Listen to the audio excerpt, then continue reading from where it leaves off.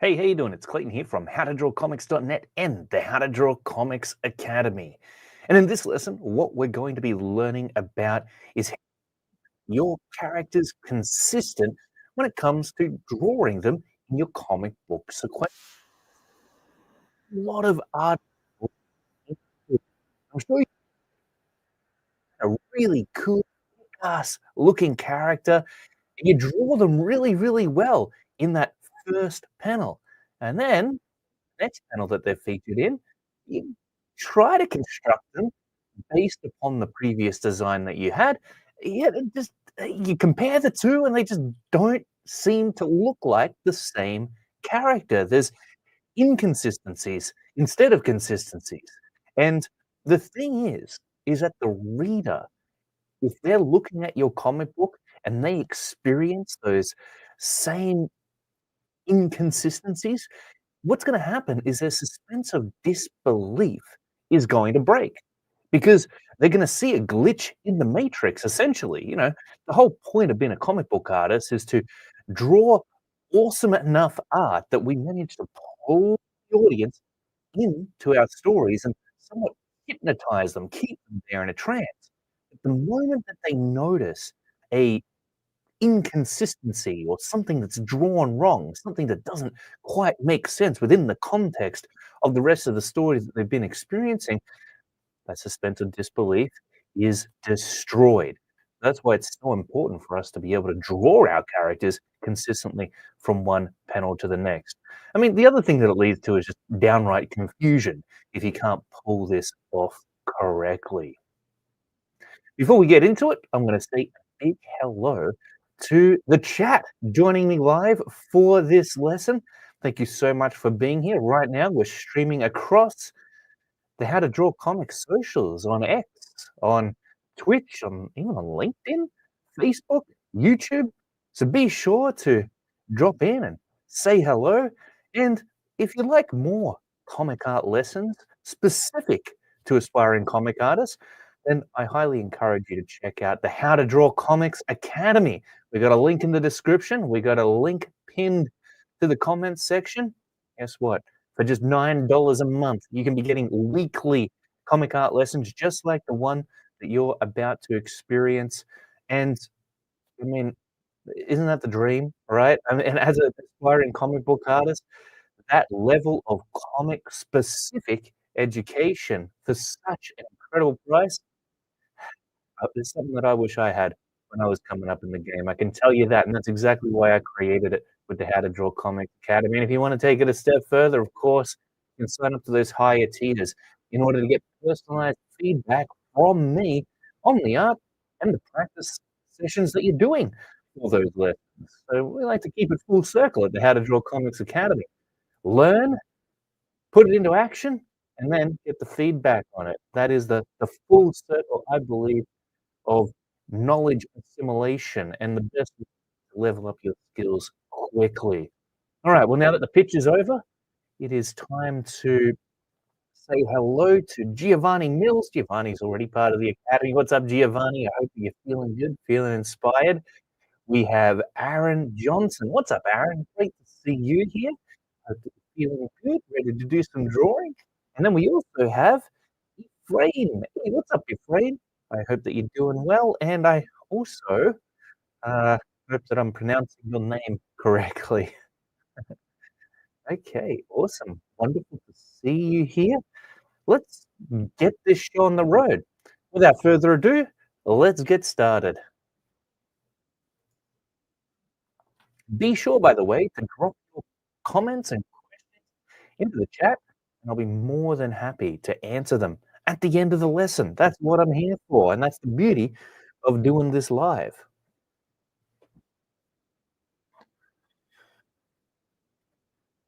This is the first drawing that I've sketched up today. You'll have to forgive me if I'm a little rusty. It always takes a little bit for me to warm up, just like every other artist. There's nothing special about me. All right, so here we are in Clip Studio Paint, my favorite drawing application of choice. If you've ever watched any of my tutorials, you probably already know that. Just in case you don't already, however, I'm using the Mark Brunei Legendary Line Art brush, which you can download off of Mark Brunei's Cube Brush store for free. It's a beautiful brush, draws just like a real pencil, except you're working digitally. It's like magic. Created a new layer over here, and we're just gonna look, here's what we're gonna do. We're gonna start out with some panels, okay? So I've got my ruler tool that I've selected. We got figure ruler selected there as well, and now we're gonna draw out these 3 panels up here. How does that sound? 3 panels, and our challenge is going to be, throughout this lesson, to create a character across these panels that looks consistent. All right, and we'll do them from different angles, different distances, and basically go through the entire process. Everything that you need to keep in mind. Right? So just quickly resize these. If you want, ever in Clip Studio Paint and you're using the figure ruler to lay down panels like this, and you want to resize them up, just hit Control on your keyboard, select the ruler shape that you created, and you'll be able to adjust their dimensions just like the way I am right now. Pretty darn nifty if you ask me. Okay, so that seems like some reasonably even sized panels that we've got to work with here. Lovely. You know, drawing up these panels so they look good is half the challenge. And then what I'm gonna do is take my pencil here, and I'm just gonna run around the outside edge. Let's make that outside edge a little thinner. It's looking nice and clean and slick. Nope, let's make it even thinner than that. Look at me, I'm being a perfectionist about the panels already. That's not a good sign. Panel number 1, panel number 2, go a few times, really darken up that frame.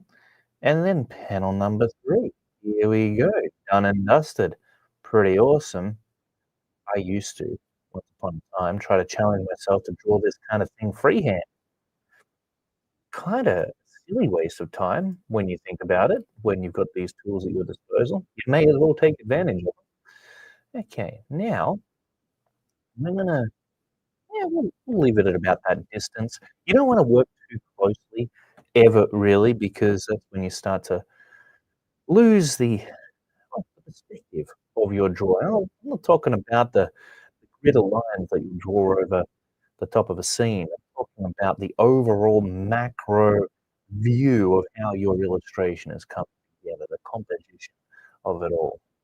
I'm gonna make a brand new layer here above my panels, switch them on and off. Why do I wanna do that? Well, just in case I draw something into these panels that I don't quite like. It'll make it much easier for me to get rid of them, rid of the thing I don't like without hurting the panels. Okay, so the first thing that you really want before you start drawing up anything on a comic book page is what's called a character sheet. So let me see if I can find a really quick example for you of a character sheet, because I actually do have a couple of character sheets that I use for real comic book projects, believe it or not. All right, so I'm just gonna come over here on my hard drive, jump into my art folder. Bear with me for just a quick minute. Now, this is a, I guess you could call it somewhat of a series of character sheets. Okay, it's a little low res, so you'll have to forgive me, but yeah, I'm going to share the screen. Alrighty, this one over here. Now, this is a character sheet that I created for a comic book project that is still in the works, in fact. It's a personal one that I'm just trying to find the time to get through. Teaching in the academy, doing classes every week is quite a time-consuming thing. But when I do get back to it, I'm gonna be drawing up these characters some more. And what you'll notice is that we've got a few different representations of each of the characters. There's 3 characters in total here, so it's not one sheet. It's fully optimized to feature 3 characters and all. And we've got this king guy, and what you'll notice, it's like a king goblin dude. You can see that I've got a side view representation of his head, a front view representation of his head, and also a sitting down pose, right? So what does this show us? This shows us from 2 different key points of view. We call these orthographical views, okay, two-dimensional, flat, front-on, side-on views. And then we've got a pose representation of the character that shows a little bit more of his personality, you might say. The personality that he would hold throughout his entire body. And then we've got this guy over here, which is kinda like a sidekick. Again, we've got these headshots from the front and the side. We don't really have any back shots of the characters, but, you know, we really probably would want those if we wanted to reference the back and draw it consistently. And then we've got these ladies down here.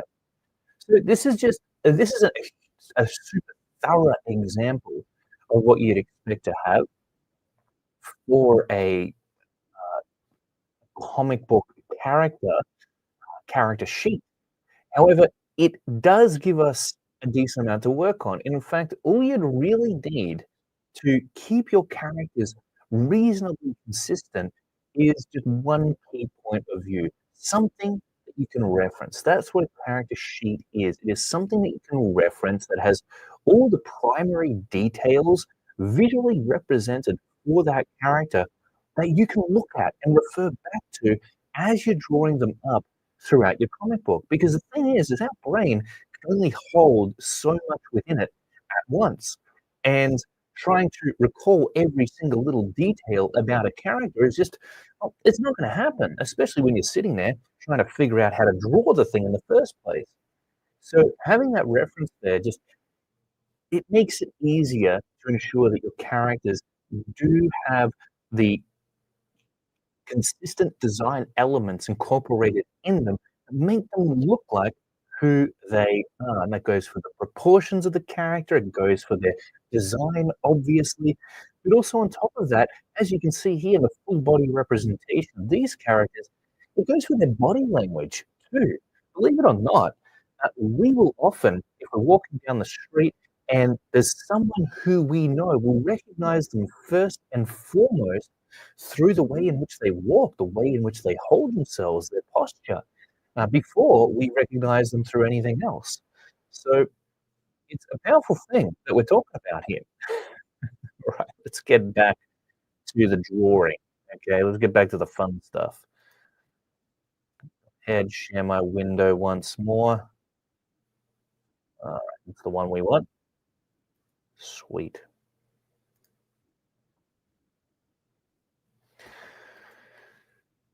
Okay, brilliant. So, with that in mind, the first panel here is going to represent how our character is going to look across the rest.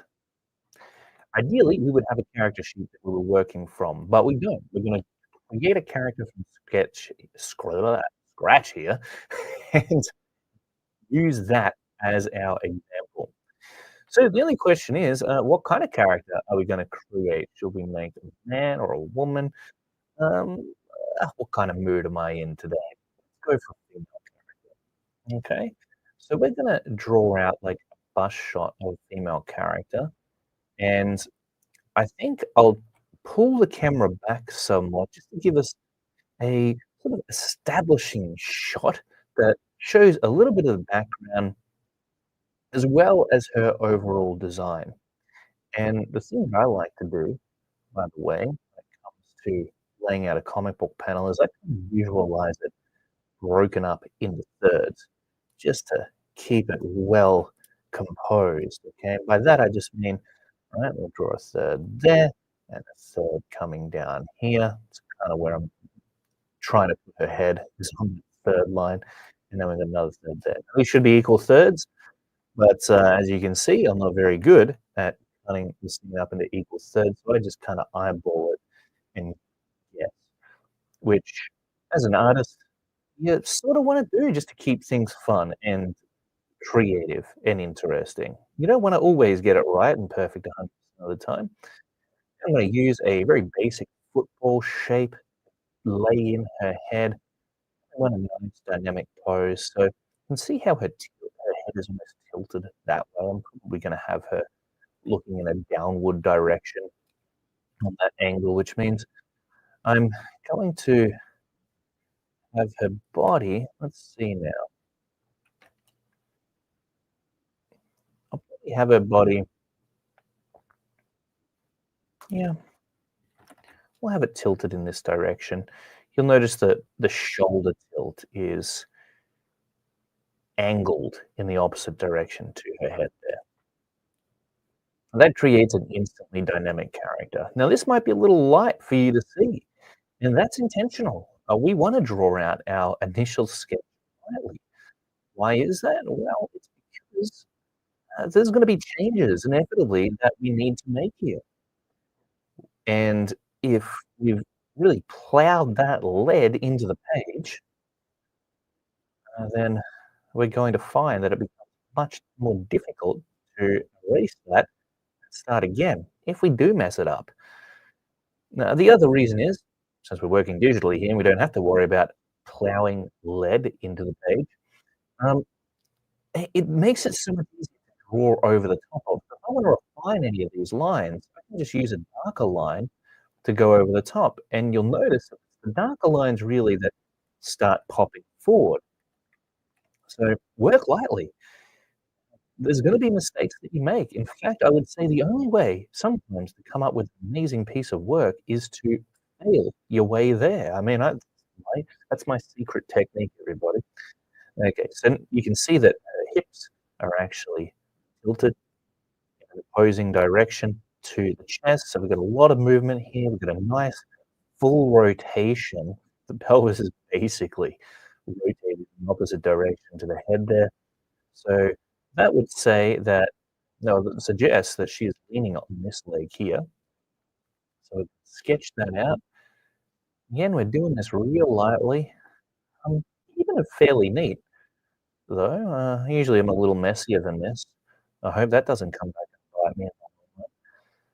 You know, when I start out too neat, I get reluctant to change things up later on. That's a good thing. Now you'll notice that I'm cropping her lower leg off about, you know, a third of the way up. And that's okay. You can crop, any part of the body off out of the panel. The only thing that you wanna keep in mind is that you never wanna crop them off at a joint. So you wouldn't wanna crop the character off at the knee here, because that would create a strange looking tangent, what we call a tangent. In other words, it would just look not good. So, I know I wish I could come up with something more technical, a better reason as to why not to do it, but right now, just trust me on this, right? So we're gonna lay in this leg here, and I'm adding in these cross contours, okay, these guidelines around the cylindrical form of the legs in order to convey their three-dimensional surface qualities. Okay, it takes them from being a two-dimensional shape to being a three-dimensional shape. Pretty nifty and easy to do. Okay, so we have got the basic torso and legs drawn down for this figure. Awesome. Now, how are we going to increase that badassedness that I want this female character to have? Well, I'm thinking that she's gonna have some kinda heavy artillery that she's carrying in this arm, okay? And the way that we're gonna present that is in a foreshortened manner. Look, you can follow along here if you want, by all means. I know that for some of you, doing a figure that's super foreshortened and dynamic like this might be a little difficult. So don't worry, that's not the point of the class. The point of the class is actually to keep your characters looking the same from one panel to the next, which is indeed going to be what we're covering first and foremost here. I'm not going to be finishing this character too cleanly, otherwise we'll be here all day. And trust me, as riveting as it sounds to watch them draw all day, it's actually rather boring. So we're gonna go through this pretty quickly. I'm gonna make sure that it's refined to the state that you can actually tell what's going on. However, um, we'll try to optimize the process as much as possible. Okay, so that's gonna be her arm there, and then I'm gonna attach some kinda crazy looking Doom level gun to it, okay? I'm yet to, by the way, check out Doom Dark Ages. I want to. It looks really cool. Right now, I'm kinda stuck on Counter-Strike 2. I don't know. I don't know why I play that game, honestly. I get my butt kicked in it all the time. Like, if you ever wanna be humbled just for, like, no reason, boot up Counter-Strike 2, and you will be destroyed pretty much as soon as you get in there. Yeah, I know, playing video games, it's not something I ever used to do, but for some reason, I guess I'm giving myself a break to get my butt kicked from time to time these days. I'm easing up on the hustle a little, probably not a good thing. Should probably replace some of that video game playing with actual sleep. Yeah. I now do. I'm trying to catch up on my sleep a little bit more these days, actually. I hear more and more scary science about the importance of getting sleep. Now, if you don't, it leads to very bad things. Who knew? Okay, so we're getting this gun drawn in here, and I don't know, I'm trying to make it look sort of awesome, and if it doesn't look awesome enough, I just increase its size and make it bigger. See that? I just build on top of it, and it can kinda look like anything we want. Right? Because it's a sci-fi gun, and we're just making it up as we go, but the thing is, any of the crazy decisions that we decide to make here for this character's design, we have to replicate over into the other panels. So, we need to keep that in mind. Alright, there we go. So we're just sketching it out pretty roughly at this point, and then over on this opposite side, we're gonna lay in our arm here. You'll notice that I haven't gone in and really knocked out the detail or the design on a super refined level just yet. I'm focused on the macro aspects of the drawing, okay? The proportions of the character, the pose of the character, how they're holding themselves. Because if I don't get that right from the get-go, guess what? It's not gonna matter what the heck I decide to lay on here as far as rendering and all the bits and bobs of design detail I incorporate, it's gonna be out of proportion if it's not drawn properly in proportion. It's gonna be broken and awkward looking if the pose doesn't track out. So you gotta get that stuff right first. If you can get that stuff right, then guess what? It takes the stress off of you later on down the track, and you're able to detail to your heart's content without fretting over whether or not your character is actually gonna look wonky in the end.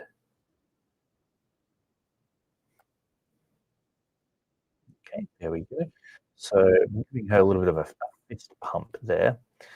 And this is the point at which we start to lay in some of the detail elements. And part of the detail elements, I kind of drop the anatomy of the character into the details. So we're gonna go in here and I'm gonna draw in her breasts. No, I said breasts. Well, that's just part of the female body. You gotta have them in there. At least if you're drawing a regular female character. So you get to decide what kind of anatomy you wanna give your character. It's completely up to you. Whatever works, whatever your preferences are, whatever is going to go with that character's bio and make sense. Okay, so do a little bit of erasing here and there, just like so. Looking pretty good. I must be fluking this because, like I said, it's my first sketch that I've drawn today. Usually doesn't work out in quite a smooth manner as what you're seeing here. I expected a lot more awkward moments. But hey, you know what? I must have gotten some of that sleep last night. Right, sweet. So we got a little belly button there. We can add in some details for the anatomy section. I do like to do an anatomy pass before I start laying in details of the outfit or anything like that because guess what? When the anatomy is there, it makes it easier for me to draw in the design of the outfit over the top in a way that makes it look like it's fitting. The next thing I'm gonna do is I'm gonna focus on the larger design elements that I want to incorporate here, and this will also encompass whatever I want going on in the background. I'm gonna keep it pretty abstract, okay? I don't wanna be drawing leaves on trees or anything nuts like that. Okay, so the hair. Hmm. Now, I'm a big fan of Dragon Ball Z, so I'm thinking big, crazy looking hair here.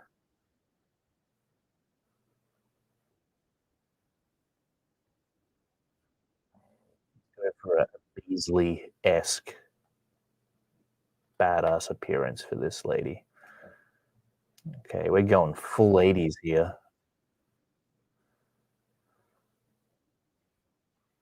All right, so this hair is obviously going to have to be mimicked in the following panels. I'm going to have it come out the back there like so. That's pretty cool. Kind of reminds me of Goku a little bit. All right, sweet. And then what I'll do for her outfit is, hmm, let's start adding in some shoulder pads. Now, because we're on a little bit of a time limit here, I'm going to try to keep this design fairly simple.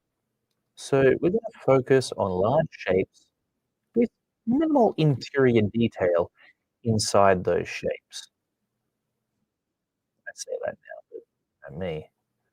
You know me as an artist. I love packing that detail in there.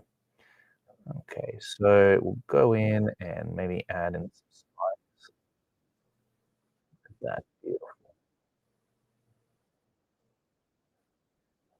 Now, don't worry, there's going to be an edited version of this lesson. So if you're finding it difficult to actually see what's going on here, I'll be zooming in on this portion.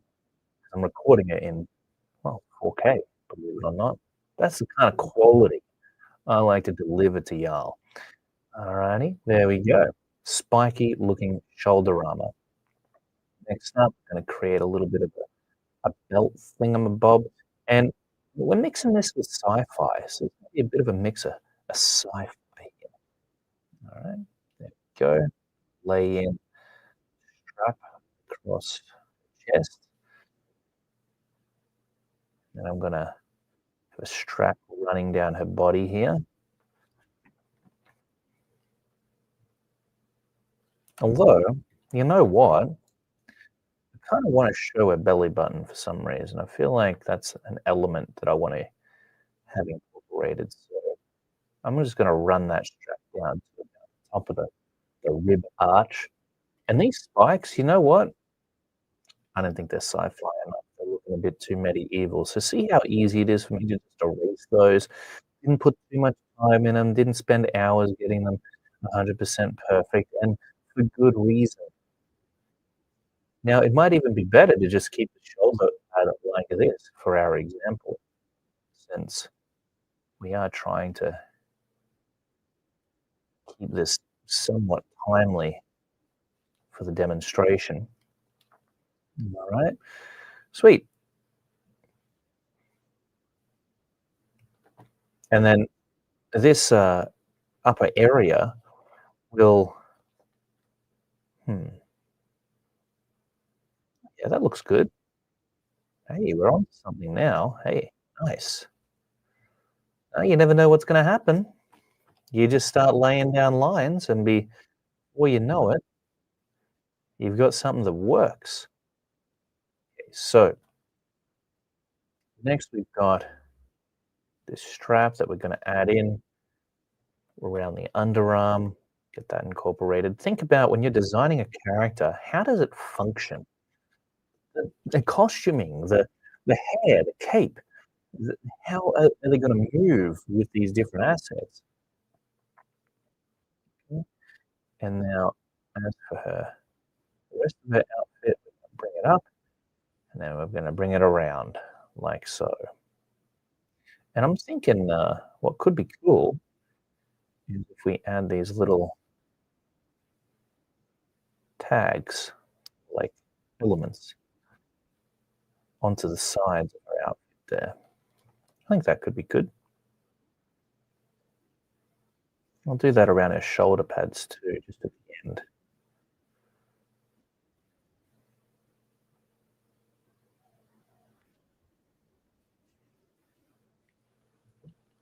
Awesome.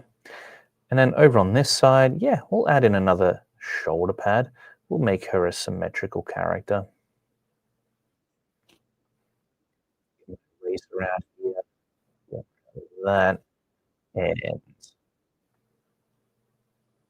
try to capture the same shape. Hey, it's about that consistency, right? That's the point of this lesson. And we're going to keep working our way down here to pelvic region. And I'm thinking for this area, we are going to keep it a little asymmetrical. So I'm going to place her belt buckle off to the left-hand side. And we'll have the belt strap come down here around her hip.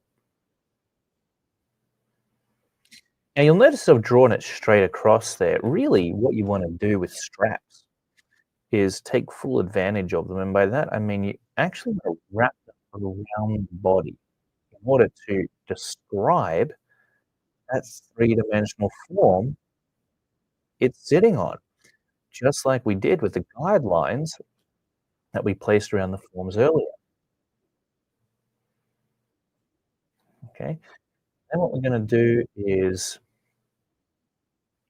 add in a pouch or two. I mean, we're drawing comics here. I'm very inspired by the 90s, so you can bet that there's gonna be pouches involved. Do the same thing over on this side, pouch or 2. There we go. Awesome. Alright, are you following along? Maybe, hopefully. It'd be cool to see what kind of character you came up with, and if you are a member of the How to Draw Comics Academy, I highly encourage you to post your character into the community. And if you want feedback on it, I'd be happy to give you feedback on it. Of course. That's the one of the perks of being part of the How to Draw Comics Academy. And if you're just watching through social media or online, then definitely tag me in whatever you create throughout this lesson. Sweet. I'm like, look at this character. I'm probably gonna fall in love with her by the end. Back in the day when I was teaching in the classroom at TAFE and university, I'd be doing these character design demos for games design. That's what I taught back when I was a younger man. And every single character I demoed for the class, I'd be like, man, I gotta do something with these characters. I gotta make a story out of them, a comic book, animation, something, because they would just look so darn cool. Okay, wonderful. So now what we're going to do is I'm gonna give her kinda like a skirt of some kind, and this skirt is gonna be made of leather, most likely, and what you'll notice is that they lay it in here. You know what? Let's see. Yeah, what you'll notice as I lay it in here, I'm trying to give it a little bit of motion, okay? In fact, Something I think will work really nicely here is if we have leather coming down and around that leg, like so. Look how dynamic that looks. Now it looks like the leg is actually affecting the positioning of that leather skirt, which, hey, increases believability, which is what we're here to do, to pull our audience into the story that we're creating with undeniable believability, the kind of believability that makes them forget where they are at the time that they're reading our book. We want them absorbed in our world completely and utterly. We're gonna hold them there for as long as we can. Okay, that's looking pretty sweet. And then, oh, look, as for her legs, I think we'll just leave them as is for now. Uh, oh, why not? Why don't we go ahead here and give her some nice big knee pads, eh?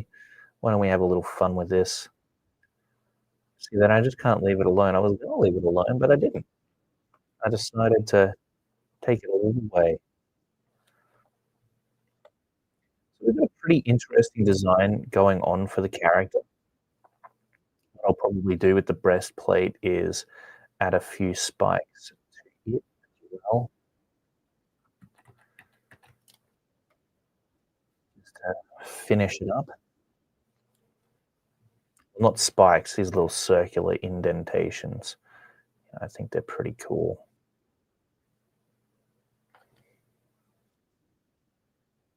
So we'll go in there and incorporate one there, incorporate one here.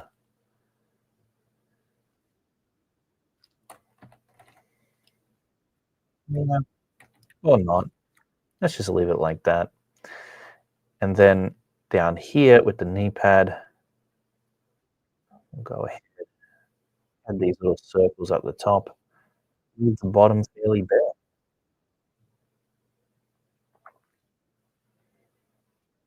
I could probably add a little more dimensionality to that knee pad that's supposed to be moving away from us a little bit more, but let's not be too much of a perfectionist here, Clay. Next, what we're going to do is zoom in on the head. All right, I'm going to zoom in on the head because now we have to get up close and personal face details. You'll notice here that I've kept it pretty rough around the edges, and I am just going to start drawing in the face on top of this football shape. I'm doing this all on the one layer, by the way. So you can totally do that too. You don't have to do it all on separate layers. I would say that the level of refinement that we're going to be bringing this character to is refined. Okay, so not completely polished pencils, but to a level of finished that an inker could take what we've got, an experienced inker, and make something pretty with it. Alright, I'm gonna draw in the nose.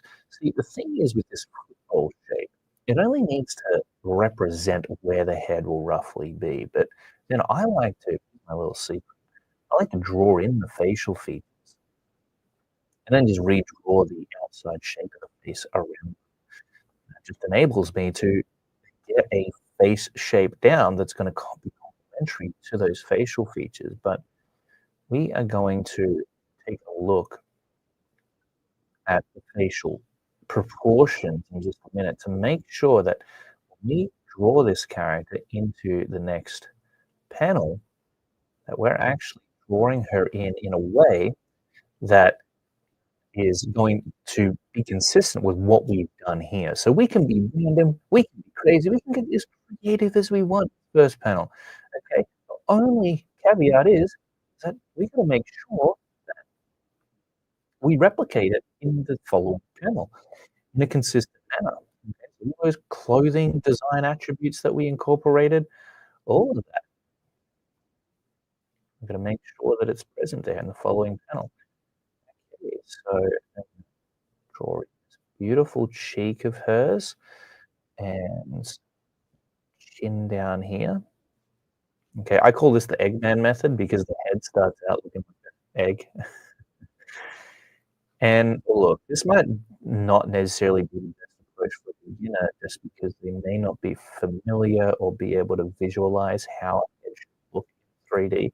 But as you become more experienced and get used to the sort of proportions that you're working with, this is certainly an approach that's kind of fun and a little bit creatively liberating. All right. And what we'll do next is maybe add a cute detail there, add some line weights around the mouth section, especially where the opening and the corners are. And then we'll do some pupils and an iris, just get those sketched in there real quick. And then finally, we're going to attend to the hair. And I'm thinking we're going to give her a nice deep fringe here that comes down and around, maybe up here a little bit. There we go. Look how fluffy and 80s styled, mixed with Dragon Ball Z, that is. Okay, and then what we'll do is we're going to take a bit of this hair and we're going to run it down around her neck. And that's just going to look nice, feminine, but also energetic. We want that energy there in our characters, always. We want to be injecting as much love into them as possible.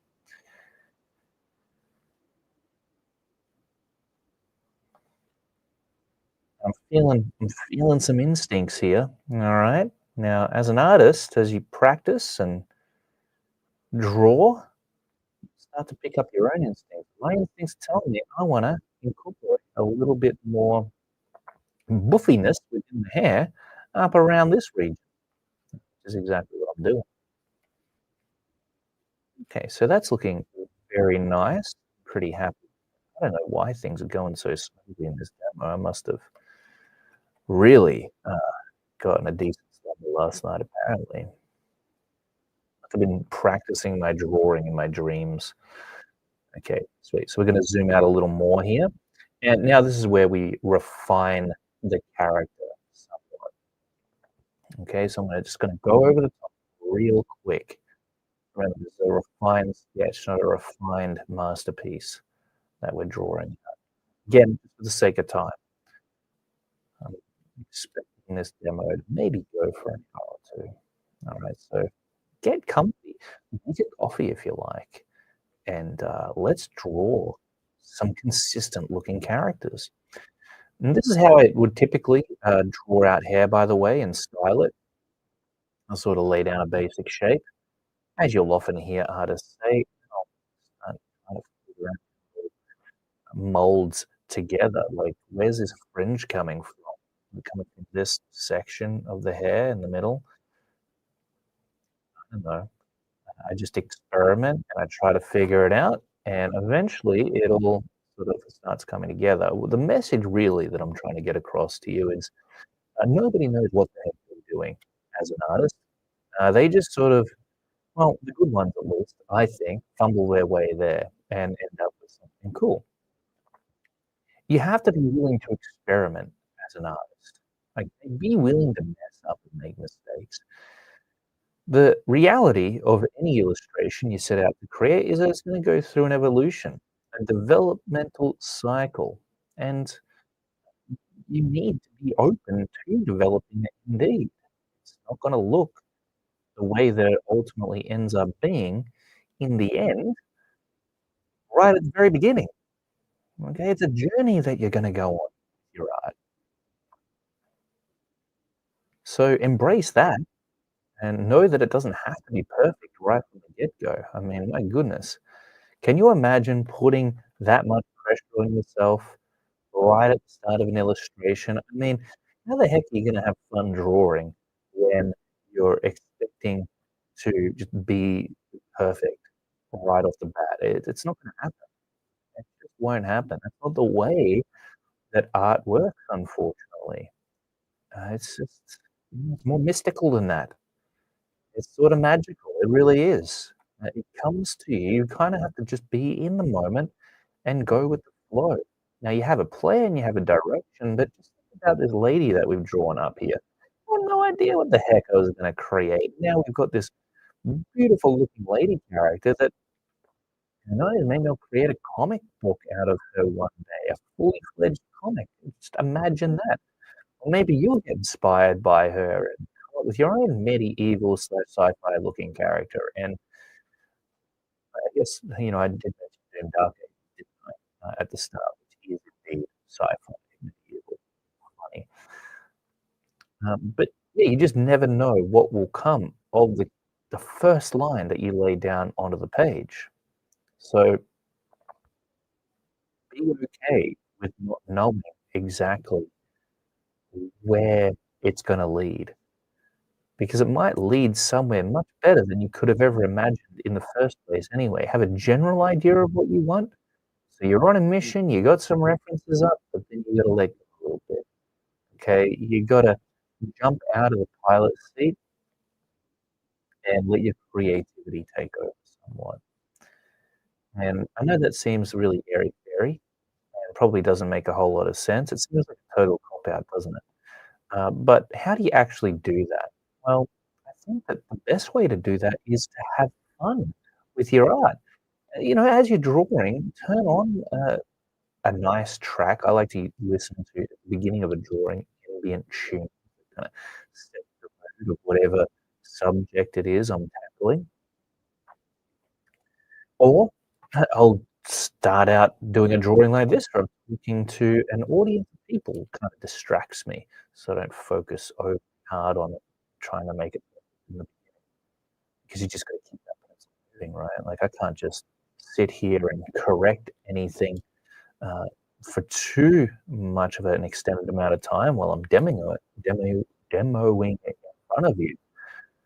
So, yeah, you know, just try to not self-monitor too much, alright? Because when you self-monitor, what's gonna happen is, your head's gonna be taken out of the game. It's not gonna be where it needs to be.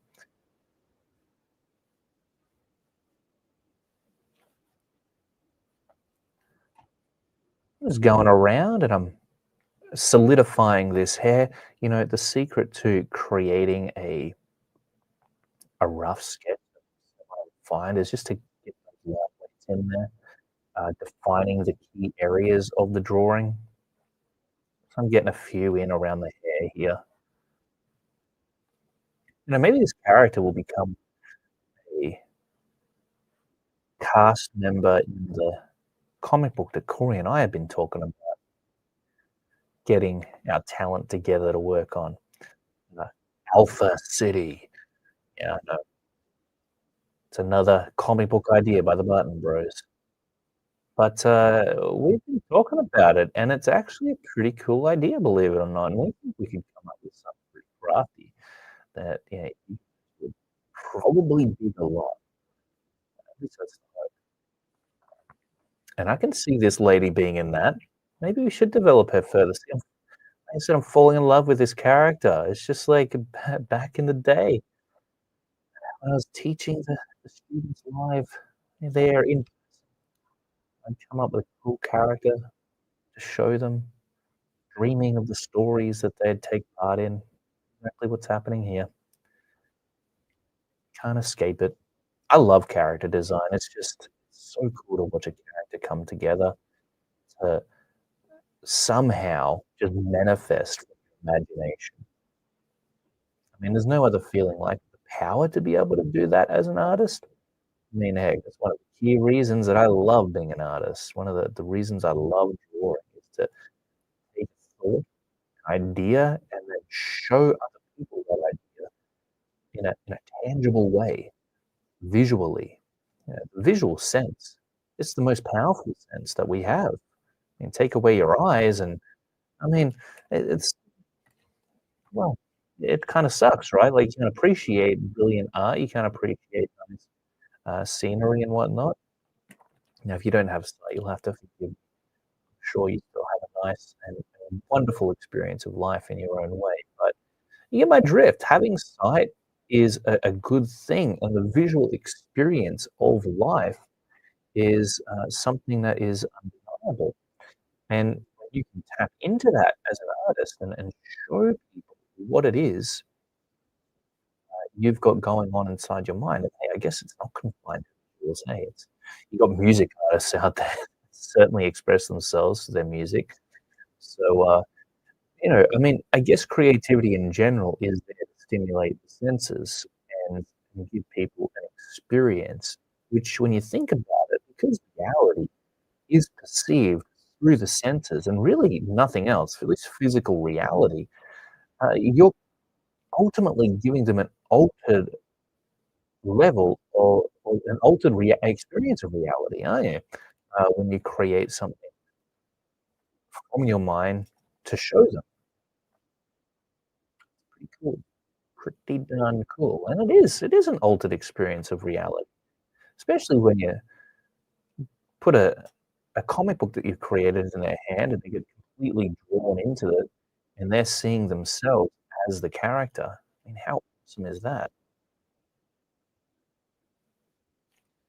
So we've got our character created here. We've got a bit of a design going on. Now, we don't need to even keep the, design super tight. What matters is the face of the character. That's the most important part. As long as we can get the general forms and shapes defined, throughout a design, the rest is, you know, we got an idea of the primary silhouettes that are going on in the interior of the design. It's really the face that we wanna capture. If we mess up the face, that is when things start to fall off track in a very big way. You get everything else perfect. You mess up the face though, and you're pretty much done for, unfortunately, as a comic book artist.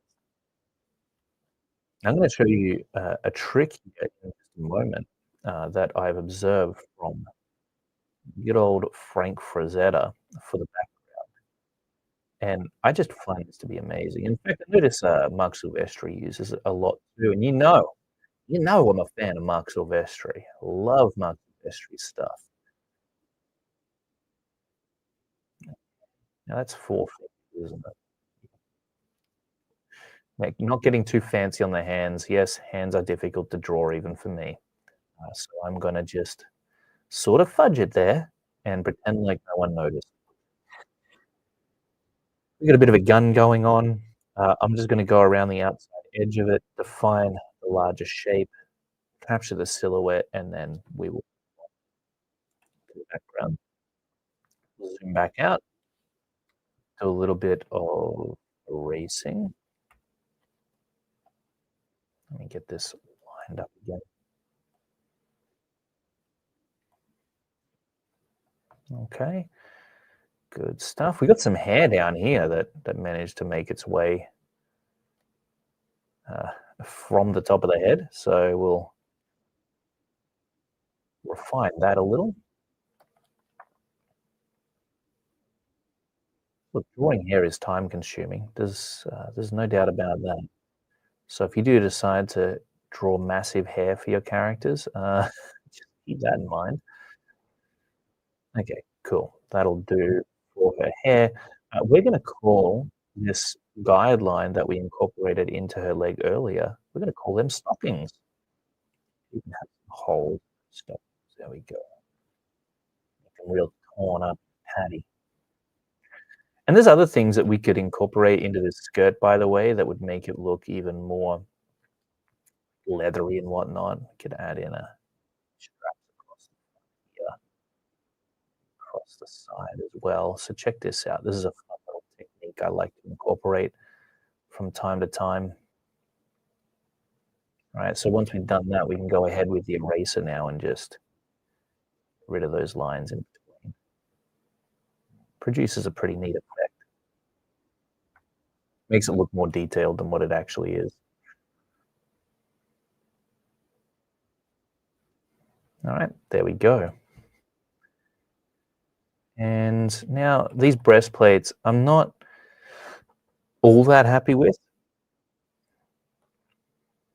I might go ahead here and just get rid of that, and maybe we'll leave them as bare.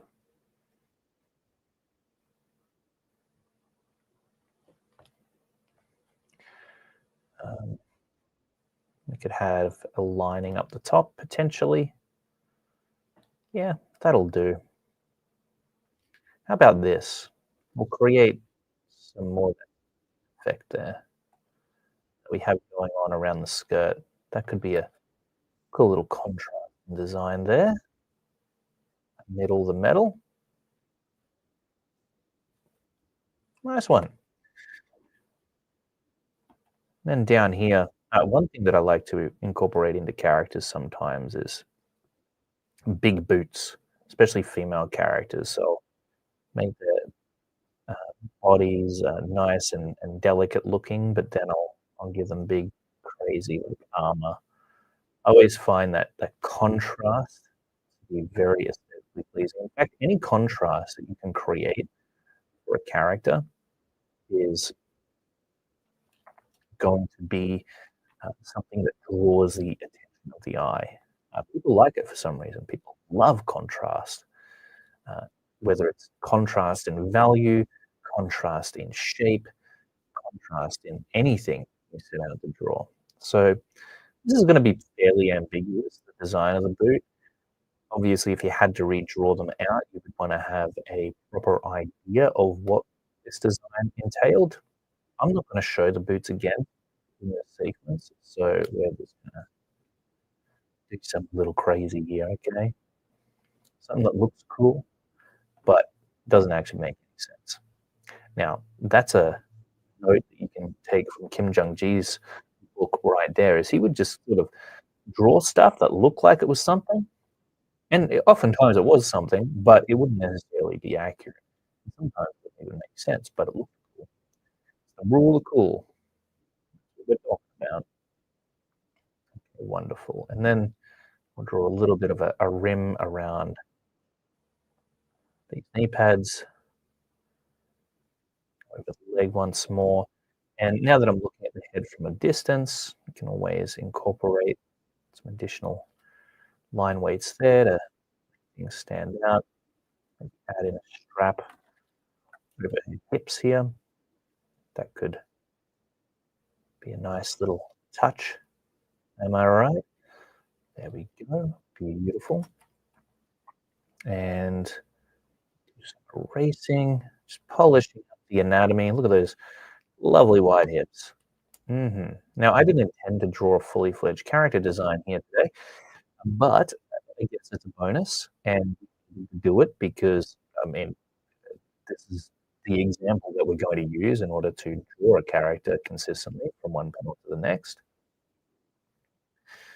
Let's go in there and just round that elbow a little bit too pointy there. Okay, there we go. So not super polished, but polished enough for this demonstration. And as for the background, like I mentioned, what we can do is something that Mark Silvestri talks about a lot, which is fog. Okay, so we could create cool, like destroyed city here in the background, maybe some buildings that have fallen over, right, like this. And you'll notice that Frank Frazetta does this in some of his black and white work, especially. I mean, he essentially just draws a platform for the character to stand on, and that's all he needs to get things going. We'll create something a little bit like this, and it'd work for a comic book panel. I'm telling you, you don't need anything too nuts, too crazy to really give a character a sense of place. Over here too.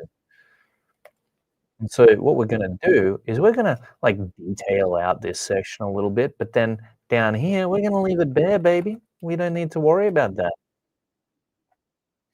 Okay, so we'll add in a little bit of detail here, and we will suggest that there's just fog between her and this backdrop, which kinda makes sense in a post-apocalyptic world, right? I'm not gonna be crazy enough to draw, like, windows and stuff into these buildings. I don't wanna be stuck here drawing windows.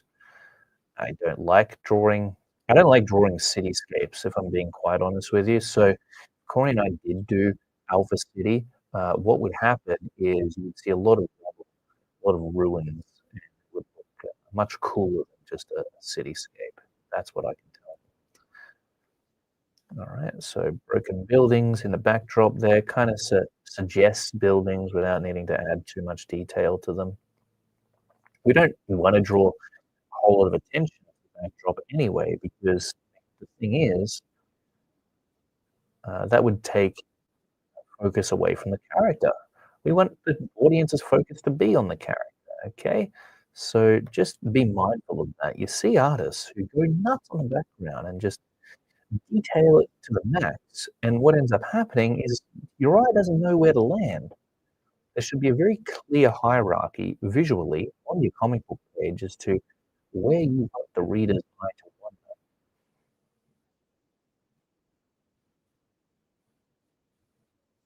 Alright, so a little bit of suggested rubble back there. That's all we're gonna do. We're not gonna make it any fancier than that. Moving on here, this is where the analysis happens, okay? Here we need to actually look at the character that we're dealing with. So let's zoom in, get up close to the person,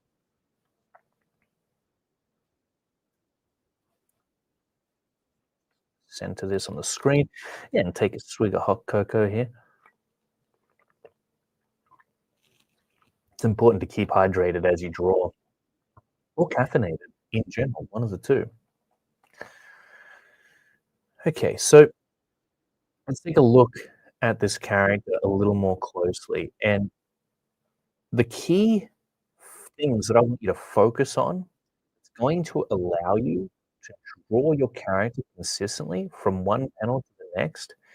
It's going to be the proportions, it's going to be the body type, it's going to be the level of physical fitness that that character has, it's going to be their size, it'll be their gesture and their pose, the way they hold themselves.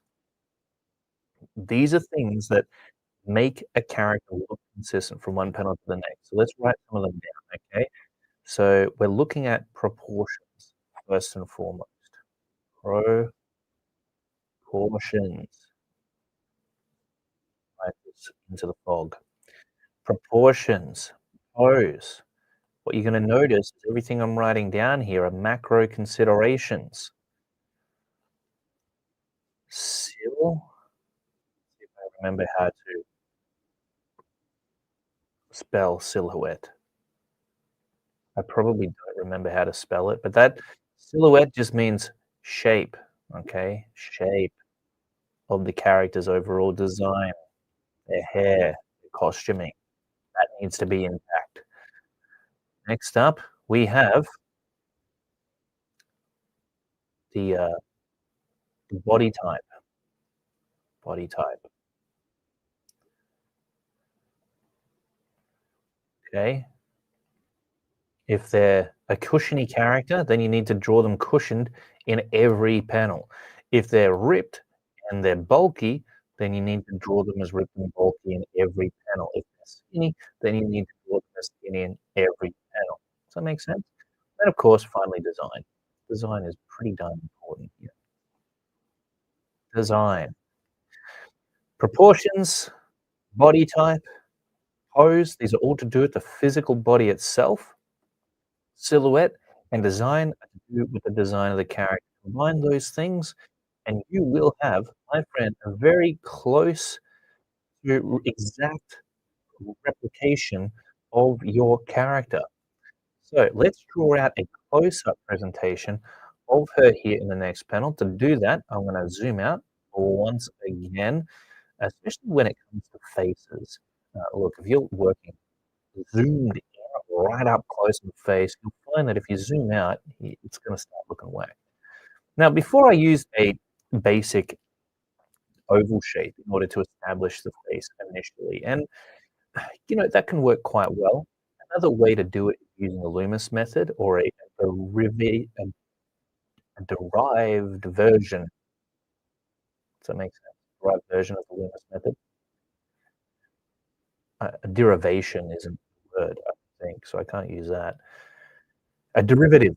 There you go. Derivative of the Loomis method. I knew I could kickstart that vocabulary if I just thought about it. Alright, so here we go. I'm gonna start out with the oval, of course, to get the general pose that I want for her head down. This is gonna be a close-up shot of her face, and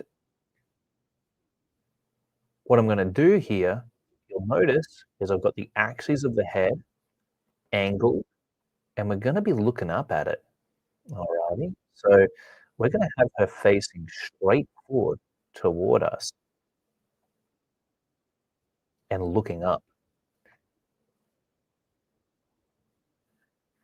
and this is how I like to construct that. And I'm gonna show that she's holding her gun up now, alright? So, keeping that gun consistent was probably gonna be an important thing. We're doing a little bit of storytelling here, okay? And because we've already suggested the background, we don't need to worry about it in the next panel, okay? It's because the audience is gonna assume that we're in the same environment.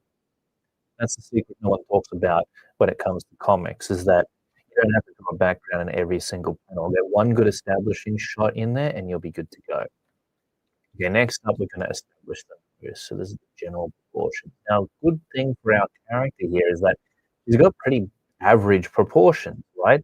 Well, I mean, idealized. You know, it's the same sort of proportions that probably every idealized character would have throughout this comic book story, and you come up with your own ideal for the proportions of characters in general. You know, these are the proportions, the heroic proportions that you might see for the protagonist or even the villain, you know. You look at every single superhero comic book out there, they all got the same body shape, they all got the same face shape, and really all that changes is their color and the hairstyle and the design of their actual outfit.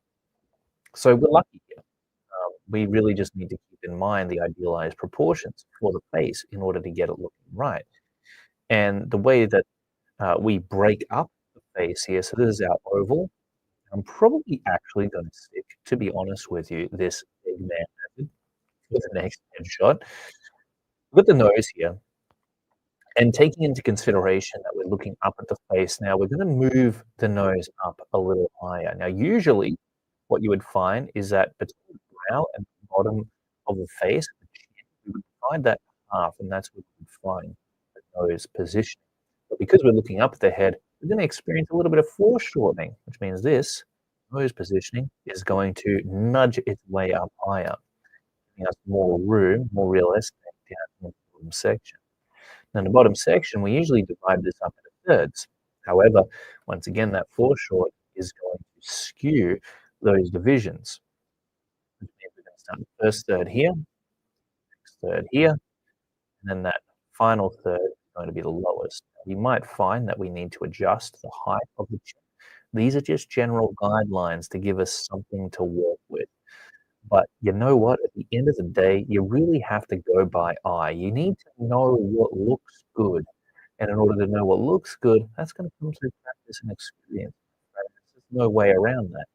You gotta keep on drawing. You gotta do those studies so that you can fill your brain with the information it needs to recognize whether or not something's looking off.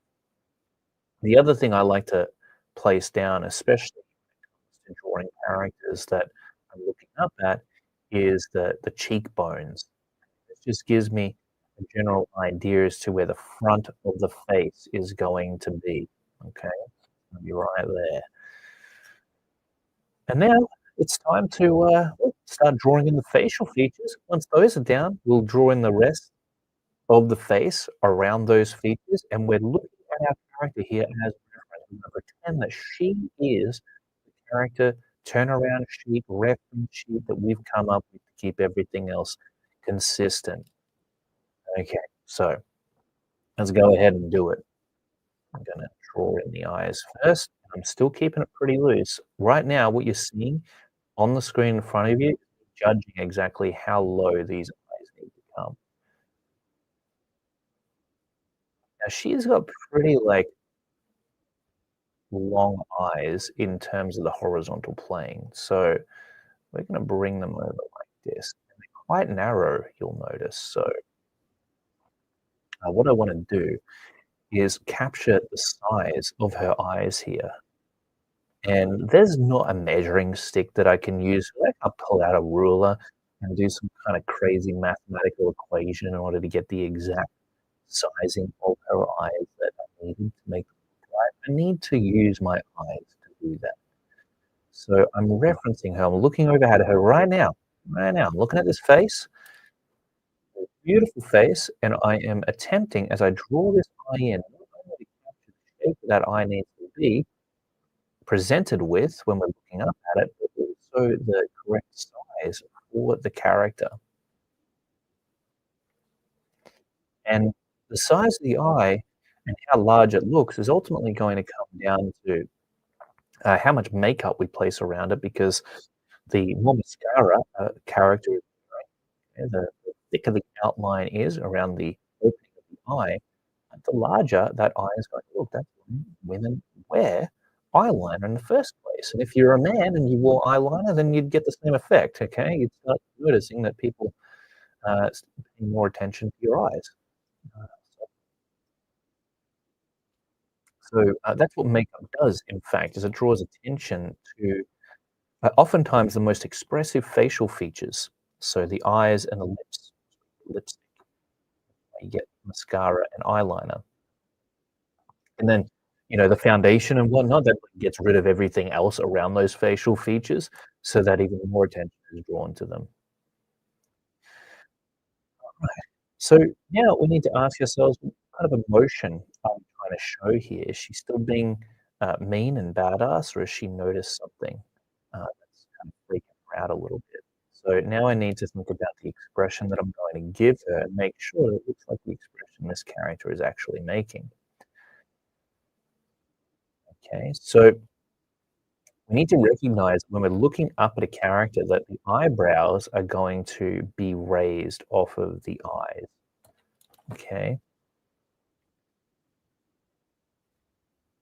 so that underside plane of the brow, it extends itself. The roof, we could call it the roof that sits over the top of the eyes. And one of the ways that you can do that is you can create a line that runs up and then around in order to determine where you feel those eyebrows should sit and what kind of shape they're going to be. I just invented that right there, so I don't know if it'll work, but let's see, huh? All right, so I do want the eyebrows to be still kind of angry looking. I'm loosely sketching them in as I work here. Let's go ahead and get those drawn. Now, she's got very thin eyebrows in our initial design, so we need to maintain that in this representation of the face. Okay, thin eyebrows. You give her thick eyebrows here, what's going to happen? The audience is gonna go, "Who's this character with thick eyebrows and the same hairstyle as the character we saw before?" Not gonna recognize it. They have a chance of not recognizing it as the same person. So need to think about where these eyebrows align with the eye. And in the previous representation, you can see that they kinda come a little bit further, across than where the tear duct is placed. So, we're gonna wanna drop them about there. That'll work. We want the same shape for the eyebrows as well. That's important. See that they're a little longer in the previous version, so we're gonna give them length here too. And then we'll run it around and down, and there we go. By the way, remember that I'm gonna do some question time after this lesson, so drop your questions into the comments, and I promise I'll get to each and every single one. Okay, so once we've got the eyes drawn in there and the brow, we're gonna jump down to the nose. Now she's got a little pretty cute nose, and it's the way in which we draw a nose from the bottom up representation is I like to lay in this shape. You can see I'm drawing it in very lightly. It might be hard for you to see. It's kinda like that, and we're not gonna add a whole lot of detail to this, okay? So we're going to figure out what's the dark side of her face gonna be. We'll say that it's the right-hand side. Um, we'll lay in a bit of a contour there, okay, just for the base of the nose. Run that down. Everybody's gonna have their own style, by the way, their own representation of how they like to draw the nose. So just 'cause I'm drawing her nose in my way doesn't mean you have to draw it in the same way, okay? Pick the style that you wanna go with. Maybe you're influenced by another artist, maybe style, and you like that better than what I'm showing, then by all means, go for it. Now what we can do after that is we can get rid of this guideline, and that's what we're left with. Now, you have to be careful because, what you can end up doing if you don't pay attention is you can end up with a snout, more of a snout than a nose in this view. So don't lift those nostrils up too high. Starts to look like a piggy nose, you lower that down. Alright, so next up, we've got the opening of her mouth. Now I'm gonna figure out how high do I want those lips to come up. Look at this initial version that we did. You can see how high the lips are placed. She's got a small mouth too. The mouth, it's actually going to, um, expand since we are looking at a foreshortened representation of the face here, but it's still gonna appear small in comparison to maybe a regular mouth. So I'm even looking at the thickness of the top lip there in order to try and get this right. And I'm opening the mouth now. I'm gonna ask myself, what kind of emotion do I wanna give her? I'm thinking something more cheeky, maybe a slight smirk.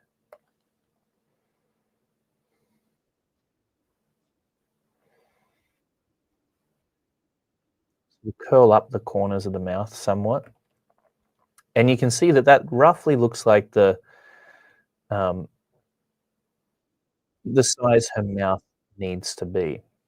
Now, I may go in there and I might tweak it and adjust it just to make sure that's the case.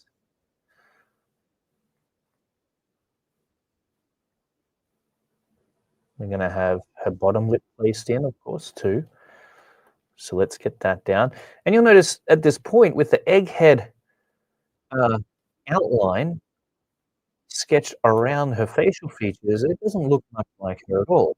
So we need to tweak that outline quite considerably. Before we do that though, let me go ahead and finish up the eyes, because the eyes and how we add in the makeup is going to change our perception of how large this facial feature is. We'll do the same with the mouth too. We'll add in some lipstick and just try to determine exactly what it is we're working with as far as their scale and positioning and presentation is concerned. At the end of the day, we need to get a proper view of that in order to figure out exactly how large the outside of the face needs to be in comparison. So we're gonna give her, she's got some pretty thick eyelashes there, but they're not super thick. We are looking at a close-up version of in this instance, however, so we get a better look at the details of her eyes. So that may be too thick ultimately. That might make her eyes look just too large. We don't want her to look like a different person. Maybe we can get away with that. So you can see the considerations that I'm making here in order to get her to look right. I'm really trying to ensure that, uh, we're getting the measurements and the design elements and the look of every single aspect of her face, soon the face shape correct. You'll notice his eye is looking much larger than the other eye. So we're gonna fix that. See how quickly things can run off track. This is why you gotta be observant as you're working. You do have to, as well as having fun with it all and being in the flow and all that other stuff that I was speaking earlier on, you do have to look at your art with a critical eye if you wanna get the accuracy in there, because things can run off track, and sometimes that's not what you want. So are these eyes looking like the eyes in the initial drawing that we created of her? What I'm gonna do is I'm gonna flip the canvas real quick here and just sort of get another perspective on it. I like to flip the canvas a decent amount when I'm drawing because I know that, I need it, and what it does is it allows you to be able to perceive the artwork with a fresh set of eyes, without, needing to be a different person and or walk away from it for an extended length of time, which is really the only other ways to get a proper understanding of whether or not you're suffering from tunnel vision.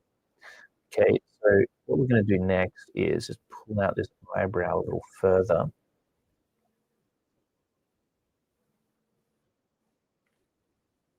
Go.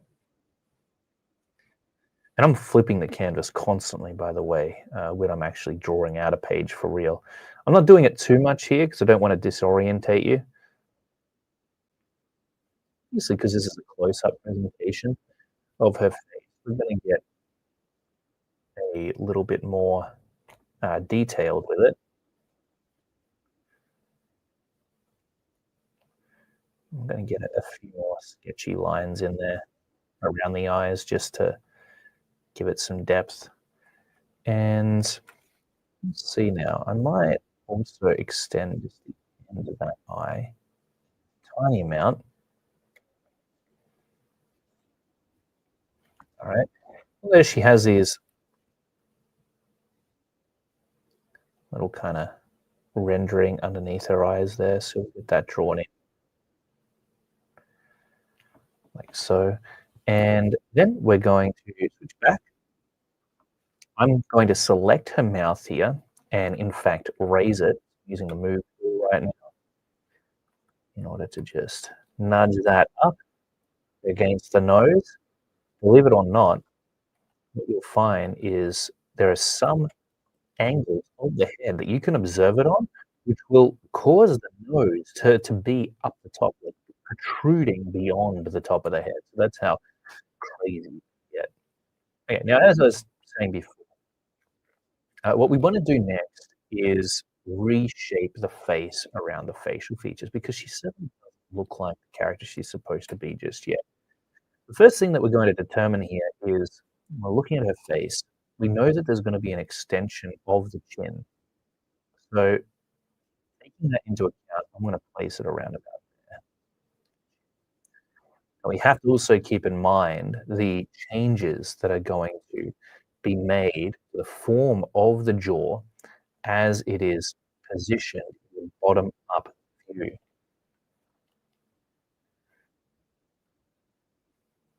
Over here and start drawing out the side of her face. I'm going to erase around it like so. Okay, so that this isn't distracting us, especially these cheekbone areas could really like skew our perception of how the face is looking. Go ahead here and adjust the eye some more. Still feel like that's a little bit off.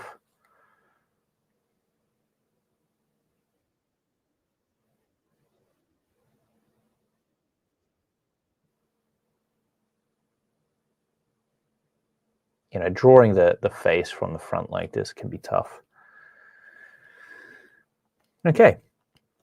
Oh, the other thing that we want to do before we get into the actual face shape is add in some rendering for the lips because remember that that's going to darken the lips up and create more contrast for them, which may make them look larger.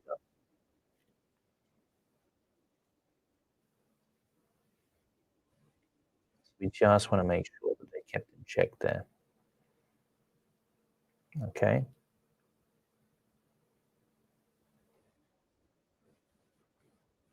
Add in some line weights around the opening of the lips there. And then here we'll add a highlight on top of the lip.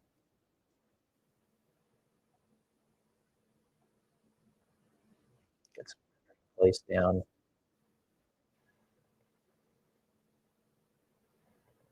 And just darken up the value around the lips.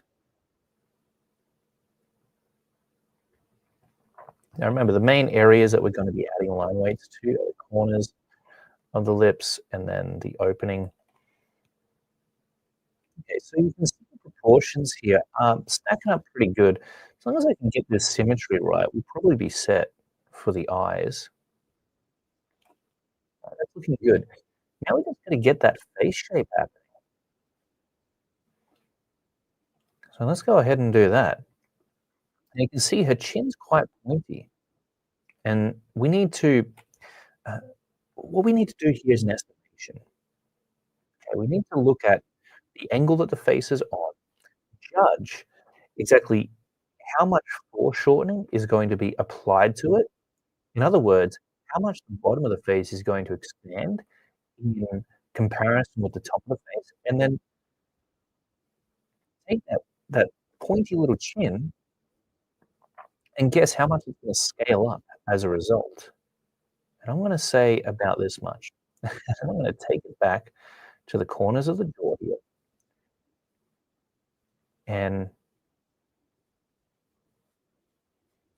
lay in the side of the face. Now the corners of the jaw are gonna drop. If you're looking at the head from the front here, and I'm just gonna draw up something real simple here. You know, let's say that that's the head, looking straight ahead, and this is our eye looking at the head. You can see that the positioning of the corner of the jaw and the chin as our eye are looking at it, there they are. And if we adjust that face to now be looking, let's say, upward like this,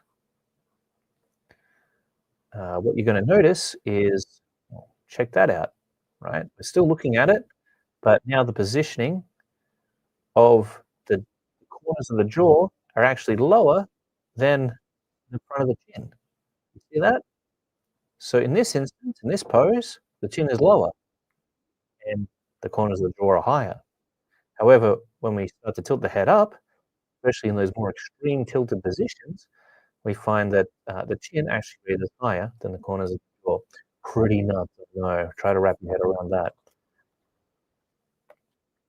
Okay, so that's what we need to account for here as we're laying in face. We're going to draw an imaginary line across here to align the corners of the jaw. And one nifty little thing we might want to do as we're attempting that particular action is just flip the canvas around. This is going to help with symmetry in a big way. Okay, there we go.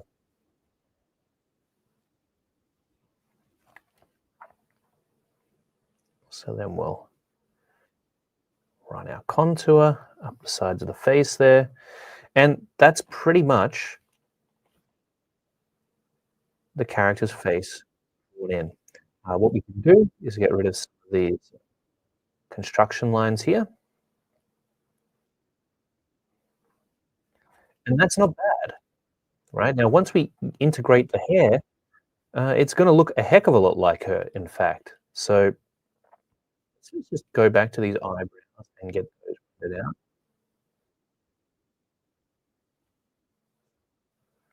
So we'll darken them. Alrighty. And you'll notice that her neck is probably a little too long now because of the adjustments that we made to her chin height. What we'll do is we'll lift that collarbone up.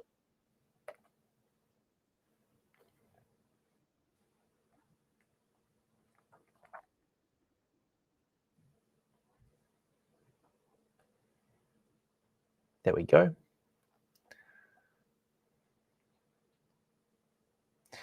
And now let's draw in that hair because that's what's really going to give us the home run here. All right. The hair is going to come down and just roughly draw it in first. This big bit off to the side. Draw that out and do a little bit of erasing up here. Get rid of that. And there we go.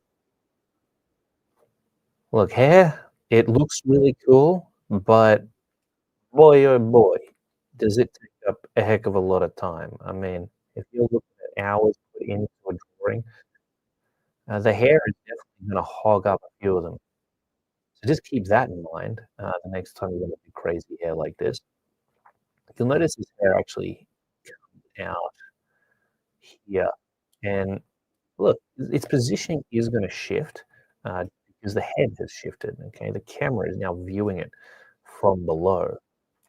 Now, the other thing that you might wanna do when it comes to drawing consistent characters, if you have a character that you're trying to make sure that you basically download it in your brain so you can draw it from any angle that you want, whenever you want, the thing that you might wanna contemplate is actually practicing that character a few times over. So, getting out your sketchbook and just drawing out a bunch of facial expressions that that character might be doing, and we go over that sort of process in the How to Draw Comics Academy, drawing facial expressions for characters. But certainly, you can imagine just based on what we've done here that you could experiment with all different sorts of contexts in which your character could be drawn before it actually ever comes to sketching them into the comic. So I definitely suggest that. You could dedicate an entire sketchbook to a character if you really want to get to know them. Okay, so here we're going to frame her face. You can see how far over that hair is going, and then we're going to run that hair down. That'd run down into her chest region, wouldn't it?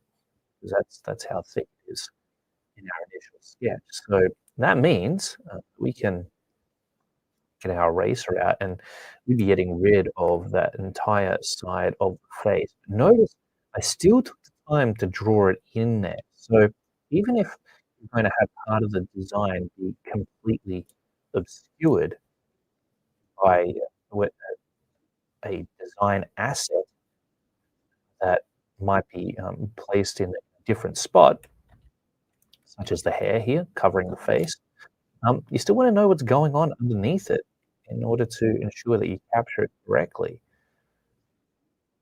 So her hair actually comes out a fair way. We'll probably leave it about there, let's say. And then what we can do is pull out our eraser and get rid of these sections that are being overlapped.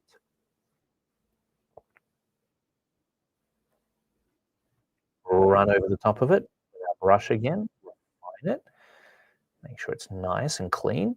And then we're going to go in behind her and add in that fancy looking hairdo.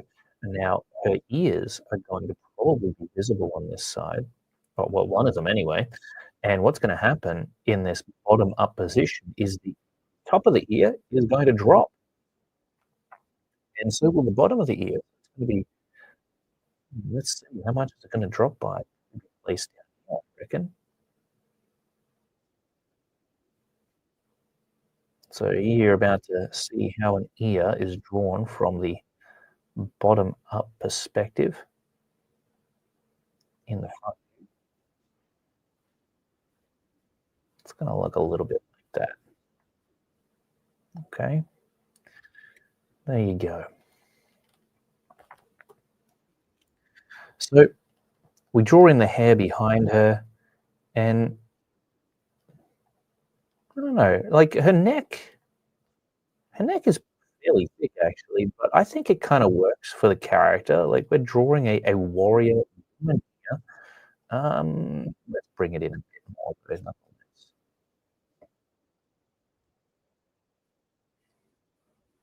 Okay, because we still want her to look feminine. If you draw a really thick neck on a lady, what's gonna happen is you're gonna increase the masculine essence in a physical manner, and that's fine if you want that. Big trapezius muscles will also do the same thing. So, just be careful of it, I guess, and really ask yourself, "Is this what I want for my character?" I've decided that I don't necessarily want that, so I'm gonna go and make the neck a little thinner just to 'cause otherwise it might start to look like a different style to the character that we drew initially, and we don't necessarily want that. Alright, there we go. That pretty much fixes it. And we're gonna work in this mirrored representation for a tiny bit, may as well. To work in both views, I think, personally. The other, really cool thing that you could do here potentially is have some strands of hair, coming across like that. I don't think we'll do that, although it is an option. I sort of wanna see her face in full, I don't wanna hide it. And we simply go over the top, add in a few more details. You'll notice I haven't really needed to zoom in on this one, just because the presentation of her head is already so large, so we can see all the details that we need to see. Don't zoom in unless you really need to, and certainly not before the final stages of the process.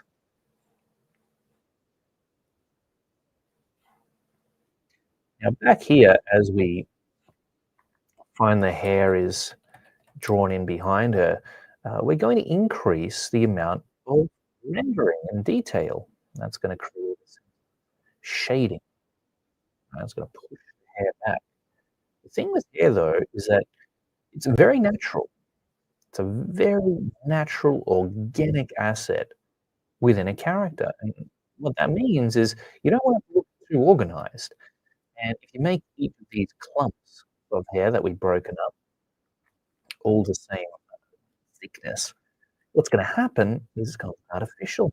It's gonna look plastic. It's not gonna look real. It's not gonna look convincing, and we're all about the convincing when it comes to our comic book art.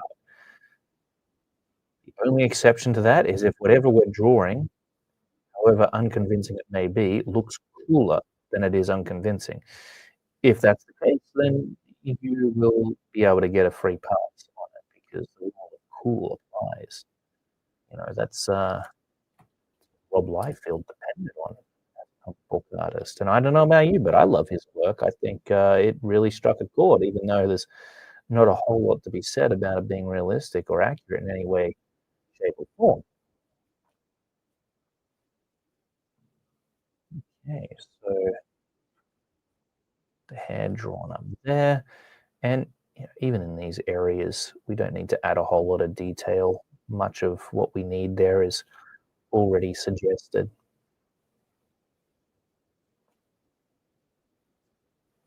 And get a little bit more rendering there. Should we break it up down the bottom here? I mean, we could. We're in a close-up view of her, so why don't we go ahead and do that? Get this chunk of hair drawn in there.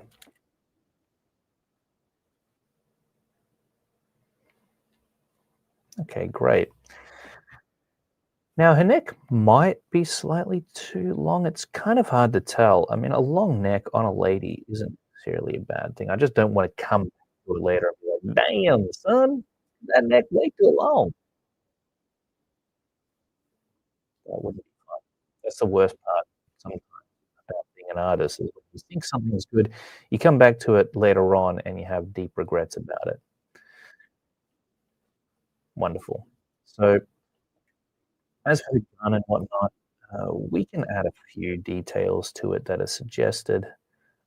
Now, the gun does actually need to resemble the same gun. So what we're going to do is just indicate or suggest a similar design for it here.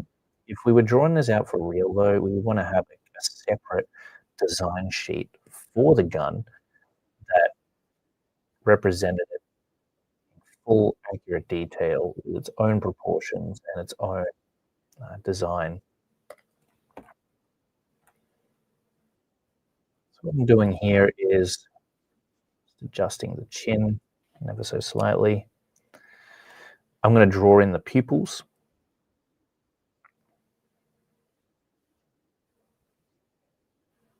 and the iris of her eyes. Gonna make them nice and big. There we go. Pupil and iris number 1, pupil and iris number 2. Now that actually I can never draw eyes from this angle very well, but for some reason, again, today I'm just having good luck. Thank goodness for that. We can even add in a little bit of rendering, or is that being too ambitious? Let's not ruin it with rendering. Let's leave it as so. There we go. That's the character. Now we have to ask ourselves, does this look like the same character? Well, once we get this strap in around the top of her chest, it might look like this more. You judge for yourself. Did we nail it? Did we get her right? I feel like we did. I feel like this feels like the same character. We got the proportions fairly correct. We got the shape of her features incorporated in there in a way that feels like her.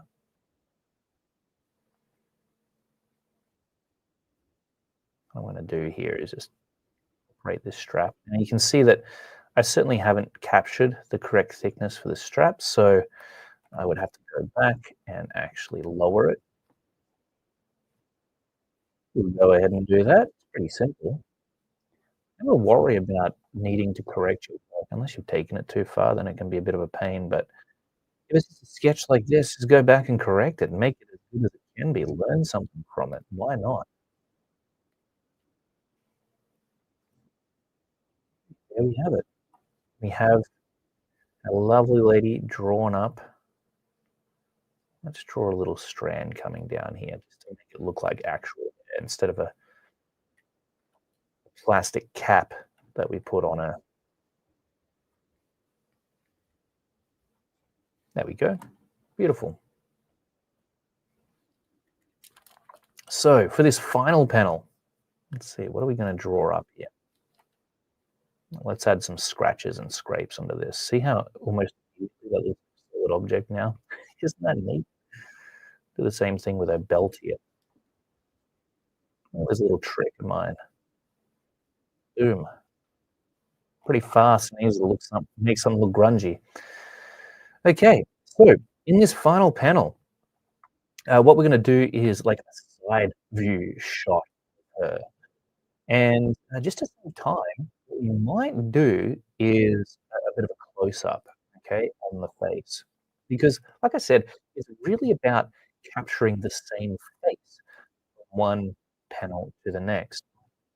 So we'll get like a mid-range shot. It won't be a super close-up like the one we did, but it'll be about oh, maybe we should do a bust shot. Okay, how fun would that be? So this is gonna be a side view of her, and hey, let's do it from the top down this time around. All right, I'm gonna move this over here so I can see it a bit better.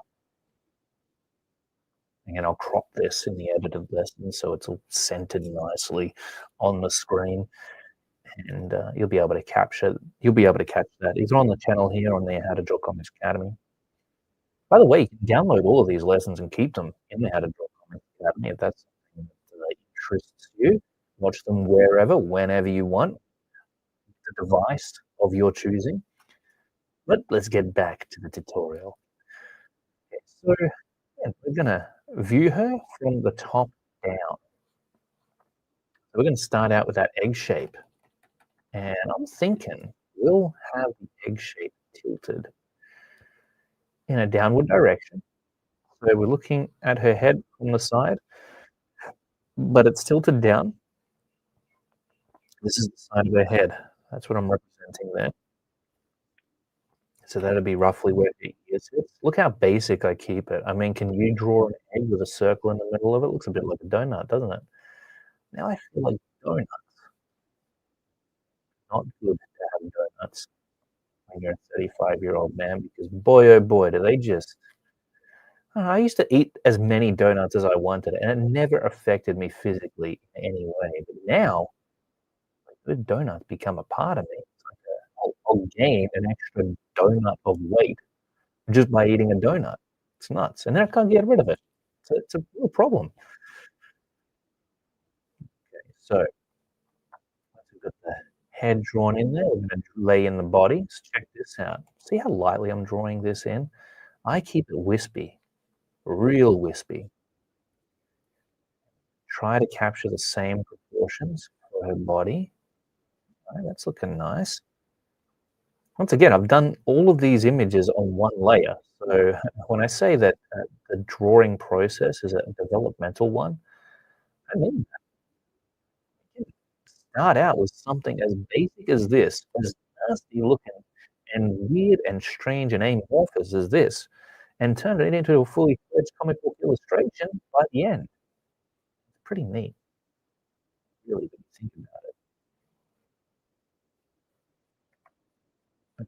Okay, so this is going to be a three-quarter representation of her body, and this will be her shoulder here. I wanted to get the shoulder in there, because right, it's really cool giant shoulder arm. We don't wanna waste that opportunity to show that, and we've got her neck that we're gonna place down there like so. Now that looks a little bit too much like a man's neck there. Let's tone that back to about there. Great.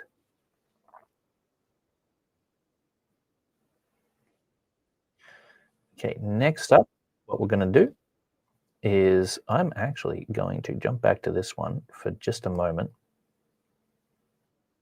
Mm, no, you know what? I'm gonna leave it as is. Stuff it. If that neck's too long, it's too long. Not much we can do about it now. What have I done here? I need my pencil. Okay, got my pencil. I don't think that neck is too long. I don't know, does it look too long to you? Probably is. We'll go back and fix it in a minute. So what we then do is we draw in front of the face. Like this. Okay, so we're just gonna draw that in, sculpt out the back of it. See me pulling it out there. Look at that. I like to think of drawing as a sculpting process. Like, this is literally clay to me. I just push and pull it and cut it into the shape that I want it to be. Alright, alright, so remember just as before, we're gonna lay in the nose, lay in the get a bit of an idea as to where they're going to be situated. And then I'm gonna draw in some of the anatomy, and you'll notice I'm really starting to sculpt this out now. Okay, I'm just ignoring everything I laid down in the foundations. But it's because the foundations just give me a point to start working from, okay? They give me something there to work on the page, work with on the page. And then I go in there and I start to develop it, start to form it into what I actually want it to be. And things change and they shift around, and that's totally okay. I like working in that way because you just never know what you're gonna end up with. It's like a box of chocolates. You don't know what you're gonna get.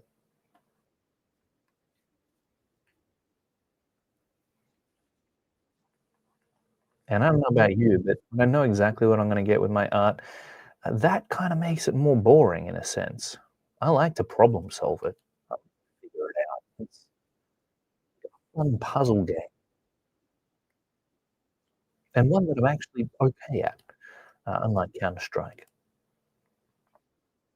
Alright, so this will be the shoulders, okay, and what I'm gonna do before I add in that crazy armor is I'm gonna get the general shoulder form in there first, then the arm, okay? Notice I'm adding in those top contours to give you an idea as to how it's going to look in a three-dimensional form. two-dimensional shape, and voila, there we go. Done, dusted. Now around here, let's see. We could come in and add the shoulder on that side too. I am asking myself, are the breasts too big in comparison to the original design that I had? Now, the interesting thing is these days, I'm not out there to try and draw huge, gigantic breasts. I mean, that's just a personal preference for me. I've found that sometimes um, the best aesthetic appeal is somewhere in between. You know, I mean, that's just my thoughts on the old topic of the female form. As for guys, I completely disagree. I think exaggerate them to the max. Make their pecs gigantic, make their deltoids bust, and yeah, make them as crazy large as you possibly can. That's that's my motto. But everybody's got their own physical preferences for the characters that they draw. You just gotta figure out what works for you. Right now, my focus is on trying to make sure that I look at her overall body and keep the physical characteristics that make it look the way it looks intact on this presentation.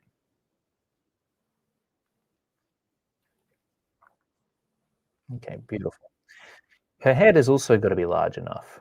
Okay, so I'm going to pull it out further here, and I might have to resize it later on. It really depends. You'll notice that potentially her breasts come down a little lower in the initial version, so I'm going to make sure I apply that in this one. And her belly button's going to drop lower than that point, so we'll just leave it out of frame in this version. Cool. So next up, I want to reposition her. I don't think she's framed correctly. So we're going to do a little bit of cropping magic here. Does she look better there? Yeah, you know what? I think just nudging her over like that makes her look a bit better. And the thing is, we want to align her to maybe one of those thirds. So good. Done and dusted. All right, I think that just about does it. Beautiful. We just get rid of these objects. So how you frame your characters is an important consideration to make that a lot of artists don't actually think about, especially when they're just starting out with their sequentials and heck, even their comic book covers. Make sure that you consider framing. It's an important thing. It's really the general composition, whatever you're drawing out within the area that you've got to work with. How you organize the elements inside in an aesthetically pleasing way that reads naturally to the viewer, that isn't confusing to look at. And how do you know? How do you know how to compose a page correctly? Well, you gotta learn about the rule of thirds. Go to howtodrawcomicsacademy.com. We've got a full free tutorial on composition written by the talented Joe Catapano, who is a literal comic book creator, self-published indie uh, comic book creator. And so, I mean, learning from him is going to be one of your best bets. And we've got a full guide on composition created by him. You can access for free. Put it on the website. Definitely check it out. It's in the description below. Just click the link. Do it. It's free. I mean, what more could you ask for? If you're a serious comic book artist, if you want to become a comic art master, then I mean, it's a no-brainer, isn't it? You need to learn about composition. It's an important thing. Even if you're a trained artist, it's good to get a refresher on this stuff. Alrighty, moving on here. Now, I'm looking at the perspective of her head, and I'm gonna flip the canvas. I feel like we need to apply a more dramatic, exaggerated perspective. Yeah. which means what we're going to do is get a little, a little more free flow. I'm going to drop the breast on this side some more.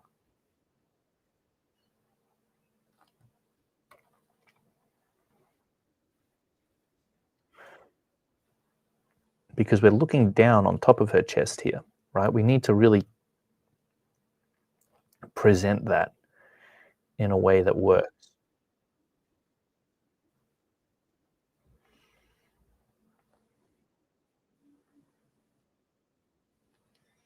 That'll be her ribs there. We'll get those drawn out. Now, understanding human anatomy is obviously going to help you to construct things on the fly the way that I'm doing it. 'Cause you might be watching this right now. You might be going, Clayton, this is all good and well, but dude, I don't know how it is you're coming up with what you're coming up with. Like, if I try to put pencil to paper, it just drop down onto the page like that for me. And I get it. That's why you want to learn anatomy. Very, very important. And it really helps me personally to construct all my characters. You realize later on that things like anatomy and proportions, these are just tools. These are guides that really do help you out along the way quite significantly. The good news is we've actually been covering in depth the anatomy of the human body for months in the How to Draw Comics Academy.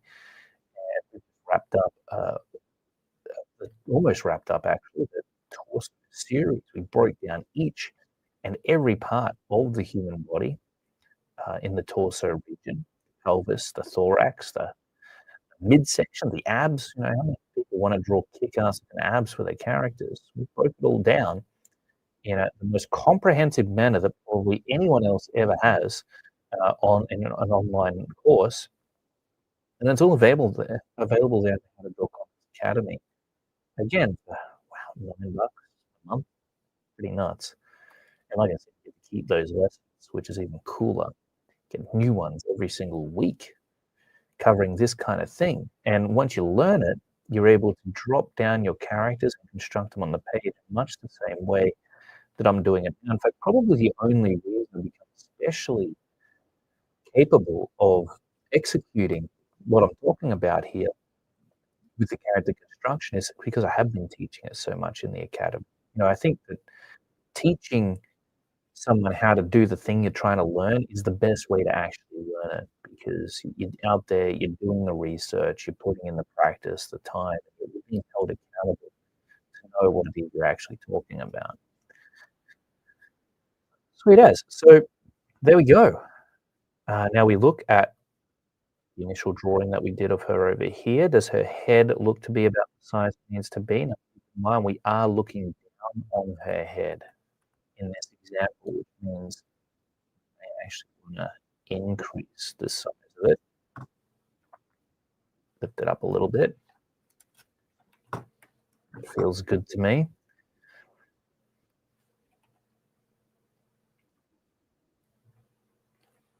Okay, great. Now we're ready to start laying in the design. Now I've already incorporated the shoulder pads here. Dot that sits up the top, so it's just keeping these design elements consistent, isn't it? And not only are we getting the positioning of the dots correct, we're making sure that we're drawing them in at the same size that they were presented with in that initial representation of the character, and at the same distance from one another, and also from the base of this shoulder pad. So we're gonna make sure that we bring that one up some more, place it around about there. And I might even drop this shoulder pad down lower because I have a little feeling, a little hunch that it needs to be longer there. Brilliant. And then we got this hole up the top toward her neck. Once that's all in, uh, simply go around the outside edge, add in that framing. I'm being pretty sketchy with it. I'm getting quick. We're going to wrap this up in no time flat. I'm fully warmed up now, so we're going to speed through this. And it is good to work with a little haste, I'm not gonna lie, it helps you to incorporate more energy within your art, allows you to second guess what it is you're doing a little less, and it pulls you into the moment, which as I mentioned before, is an important thing to be in as you're drawing if you wanna have fun with it. Now we're sketching out the other costuming assets in a consistent way, getting them drawn in. Okay, we've got now you can see that I dropped that down too low, right? Starts off about here, then runs around. That's much more accurate. So I could have just messed it up big time there. That's what I mean. It's easy. It's easy to miss the mark on some of this. You gotta be observant. You gotta make sure that you're keeping on point. And still, I'm thinking this breast probably needs to come down some more in order to keep the alignment accurate.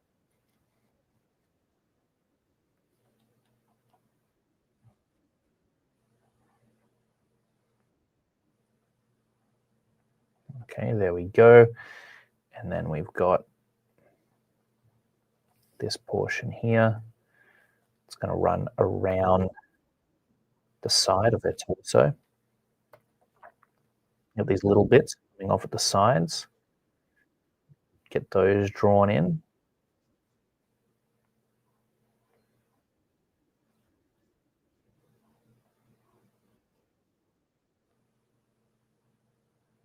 There we go. Done and dusted. Get our eraser out. Get rid of some of those underlying layers that these decorative bits and bobs are overlapping. Okay, brilliant. And then we've got this lining that runs around the top of the plate. Get that drawn in there. And then we have this lining that's going to probably run down at around about this area. Get some stitches placed in here and there. Now she's only got a few of them in the initial design, so let's keep that in mind because a reader could see that and be like, "Yo, what's up? Why does she have more stitches in the breast area now?" And I would have to say because I didn't keep it consistent. Okay, there we go. And now just making sure that we capture a nice shape for the breasts here is also important. We don't want it to appear flat or too round. We want there to be uh, a natural shape to the breast, as natural as we can get it anyway. I know this doesn't look too natural, if I'm being honest. You know, just something that looks pleasing to the eye. And that's what we're going for here.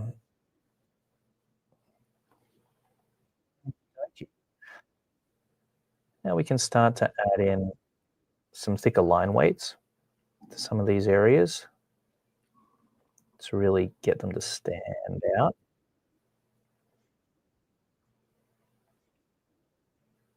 Just be like the hips down here. That's what we're looking at. If you're wondering what all those lumps and whatnot are that are going on.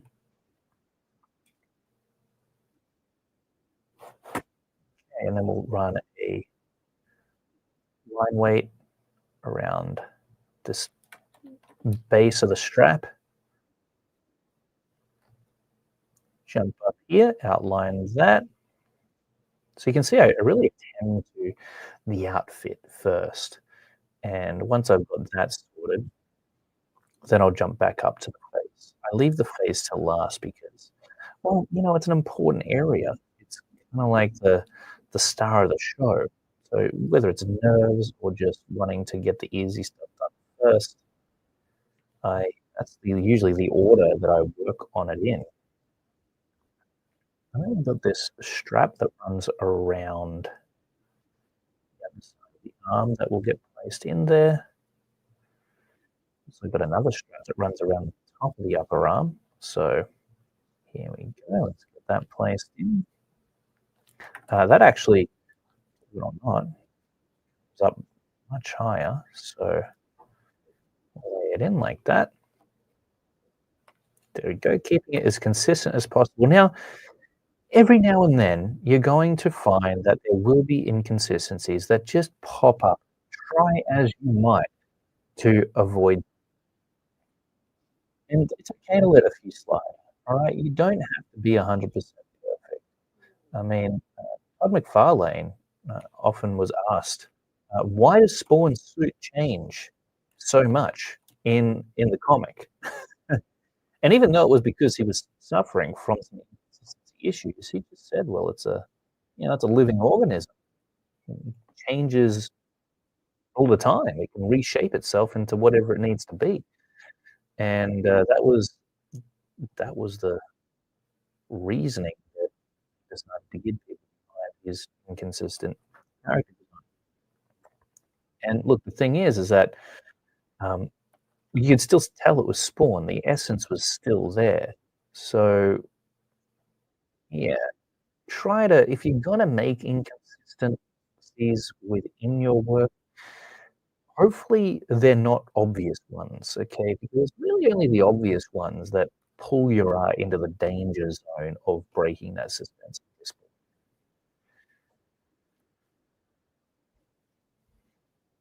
Okay, there we go, and then, look, I'm not gonna get too worried about, detailing out this area 100% exact.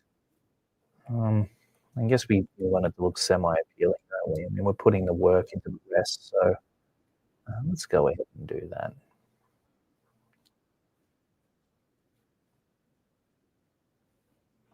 You don't wanna be too lazy with your art. There we go.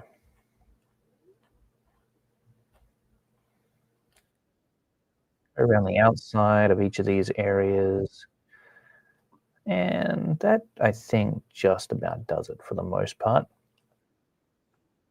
Oh, hang on a second. We need to make sure that we define the back of the body here, otherwise it's gonna look way too thick.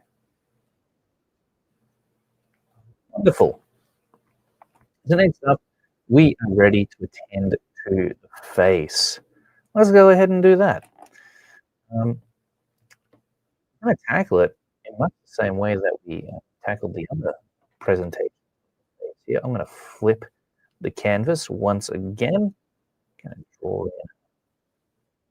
in a cheekbone representation. We've got the nose here, we've got the mouth there, probably have the eyes here,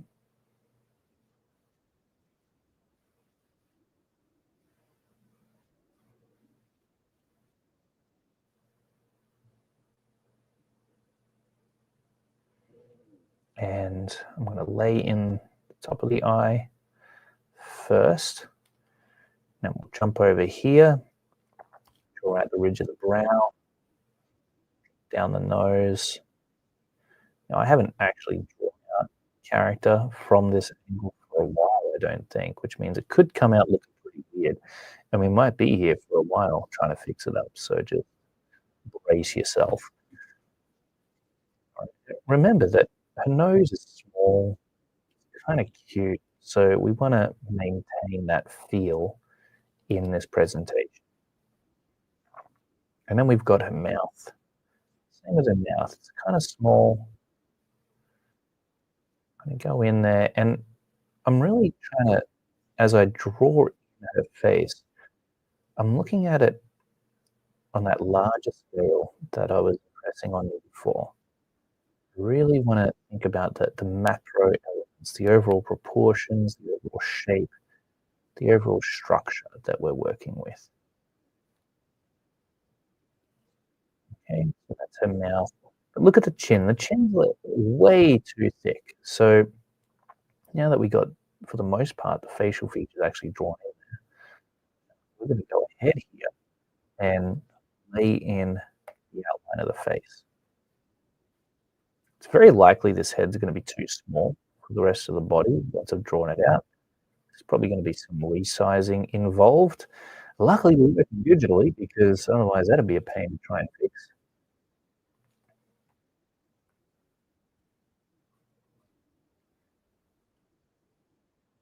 For the eyebrows, you can see that we've already got a bit of a guideline there for them actually.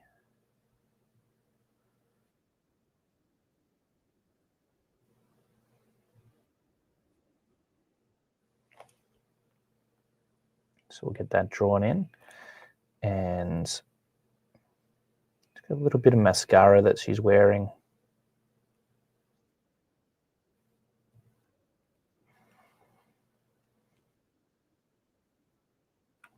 Going to get rid of this guideline around there.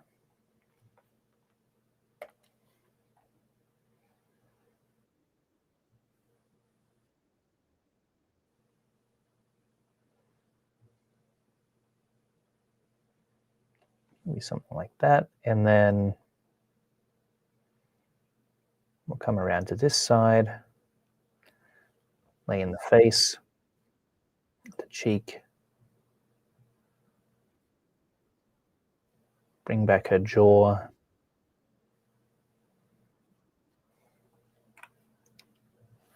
To about there.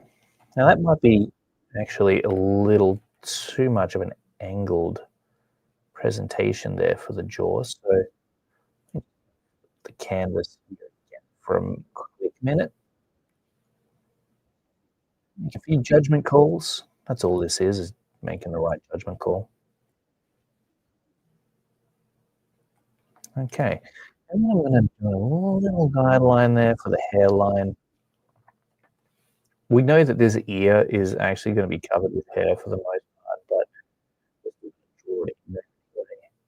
And then looking at the rest of the head, you can see there's some odd things starting to happen with the proportions of it all. So I'm going to go ahead and just sort of resculpt things out a bit. Notice how I can have it wrong. It's cool. You don't have to be Picasso, you know? You don't have to be a master of art or anything like that. You just gotta know how to fix the things that are inevitably gonna get messed up in your work. That's what we just did. The next thing we're gonna do is we're actually going to resize her head like I promised we were gonna do. Got the lasso tool there, good old lasso tool. Scale it up. And I'm looking at the initial drawing that we did of her to ensure that I'm scaling it up to the right size here.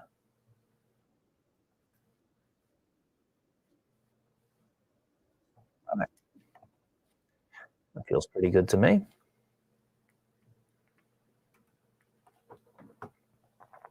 Once that's done, I'll draw in her neck.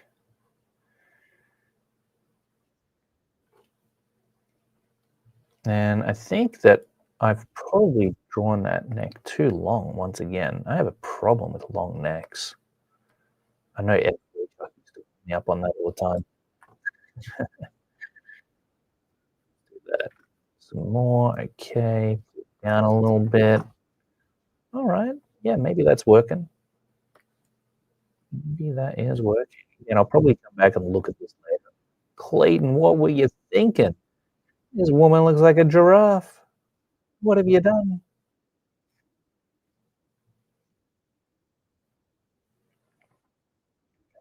Cool. So next up, I'm going to go ahead and lay in this hair. We'll switch the canvas back around, and we can see that the hair kind of drops down from about this point and into, well, it actually curves around, doesn't it? Curves around into this section. By the way, if you spot any inconsistencies in this, be sure to tell me. Okay.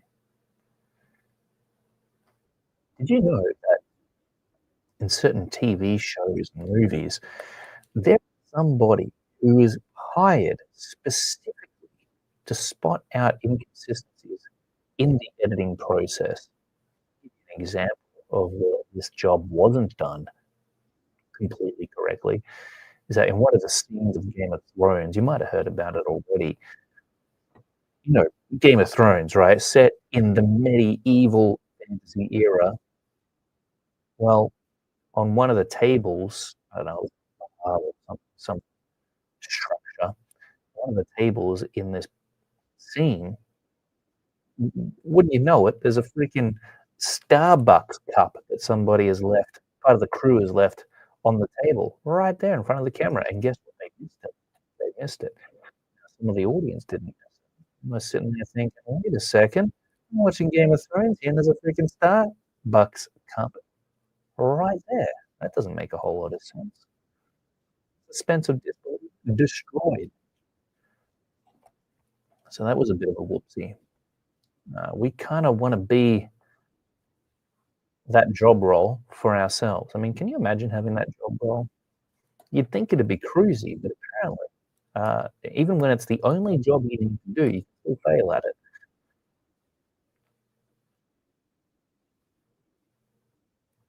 Now, I'm really trying to make sure that I capture her hair, and it's not just a matter of looking at what I initially drew down and copying it. I really gotta feel that style in order to successfully draw it in there. In order to draw it from multiple angles even, right? I might still need to go back and adjust the face, believe it or not, because once you get everything in there, like the hair and all drawn to the way that you wanna draw it, it's only then that you can really see whether or not things turned out correctly.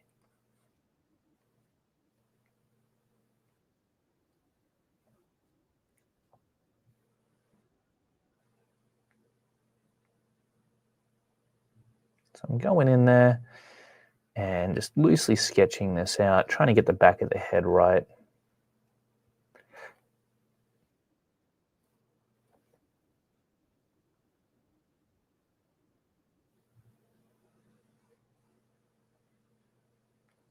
Okay, we're lifting the hair out like that.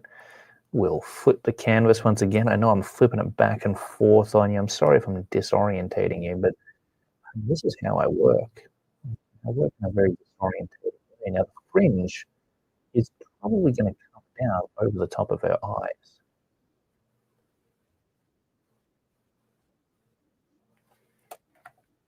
I'm going to adjust that, in fact.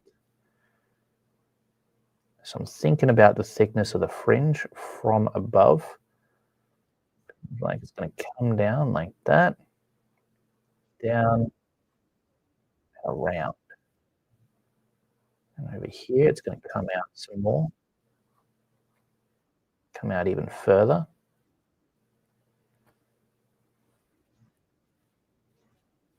And we'll pull it out up there too. Cool, that's looking pretty good. Now this to me isn't feeling like the same character. What do you think? Doesn't feel like the same character to me. So part of the reason for that, I think, is gonna be to do with the mouth potentially and the chin. So we gotta fix this. We gotta fix it right up. Now the chin needs to be smaller. All right.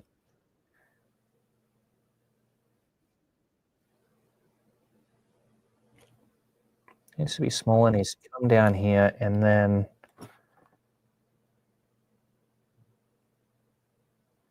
the eye potentially needs to be bigger too.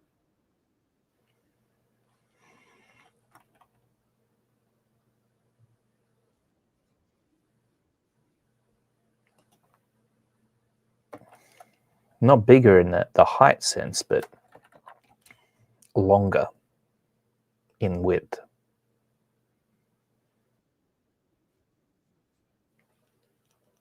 Something like that maybe.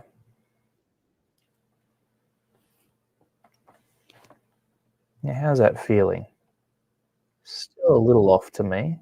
So we're gonna bring this chin around to about there, I think.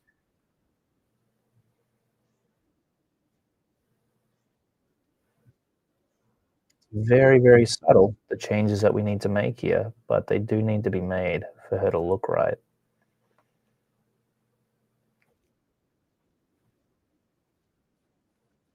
That's looking a little better.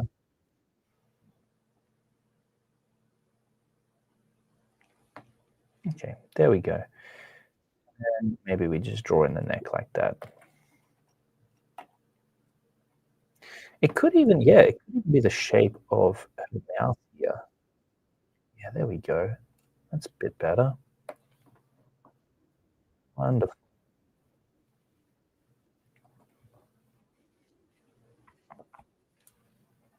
And you know what? I'm gonna get rid of this area here, this ridge of the nose. I'm gonna take that out. And the other thing that we're gonna do is we're gonna adjust this far side here too.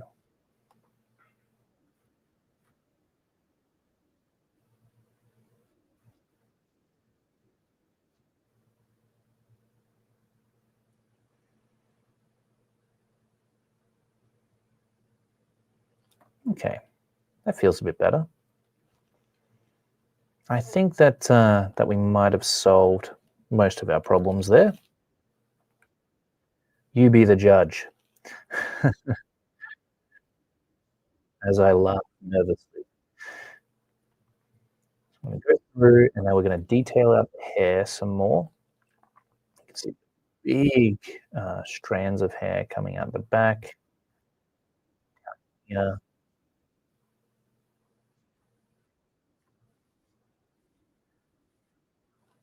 Notice that even if the face structure is a tiny bit off, we still have enough information and visual cues to tell us that we're looking at the same character. Okay. And that's what I'm talking about is it doesn't all need to be totally on the mark. Little inconsistency here and there. Don't sweat it too much. Just try to get it as close as possible and ensure that it's not something major that people kind of notice, then you kind of have to go back to the drawing board there and fix it up. But on that initial go around, if you don't really notice anything major, it's probably going to be okay. That's the problem. Is most of us know when the character's looking consistent. We're sitting there going, "How the hell do I get this character to look like the same character?" We have talked about that. Just try to keep as close to the proportions that you initially established for them as you can. We just invented this character during this demonstration. So all that we've done in order to maintain her likeness is get the proportions in check. Now, if you're trying to base your character on someone real, that's when things can become a little more difficult because you have to understand that it's not necessarily that you're getting the illustration wrong in any way. It just might be that the style you're doing the illustration in is making the subject look strange because they're real life, you know? And so when you take somebody from real life and you convert them into, let's say, a comic book character in a realistic manner, it's gonna look a little bit off. So you have to use your stylizing prowess in order to almost caricaturize them. You need to appropriate them in the style that you're looking to convey your art in.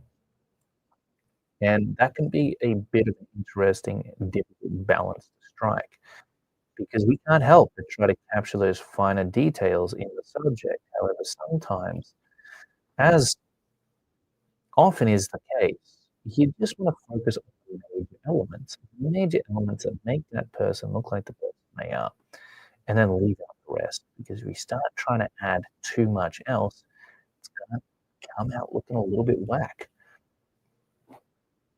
And what are those major elements? Well, we wrote them down over here: proportions, pose, the silhouette and the shape, the body type, the design. And I would say that all of those considerations extend to the face. Okay, the pose of the face, expression, their shape, their proportions, all of that good stuff.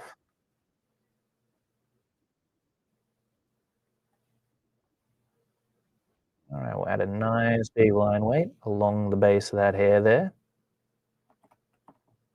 Whoops, get the eraser on, neaten things up just a tiny bit.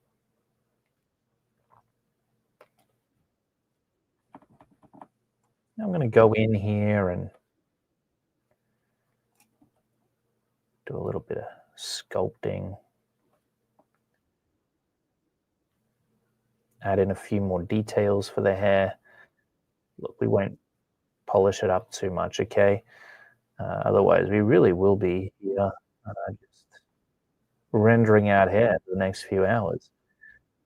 Not the most riveting experience you've come here for in the world, so we keep you entertained by moving this thing along.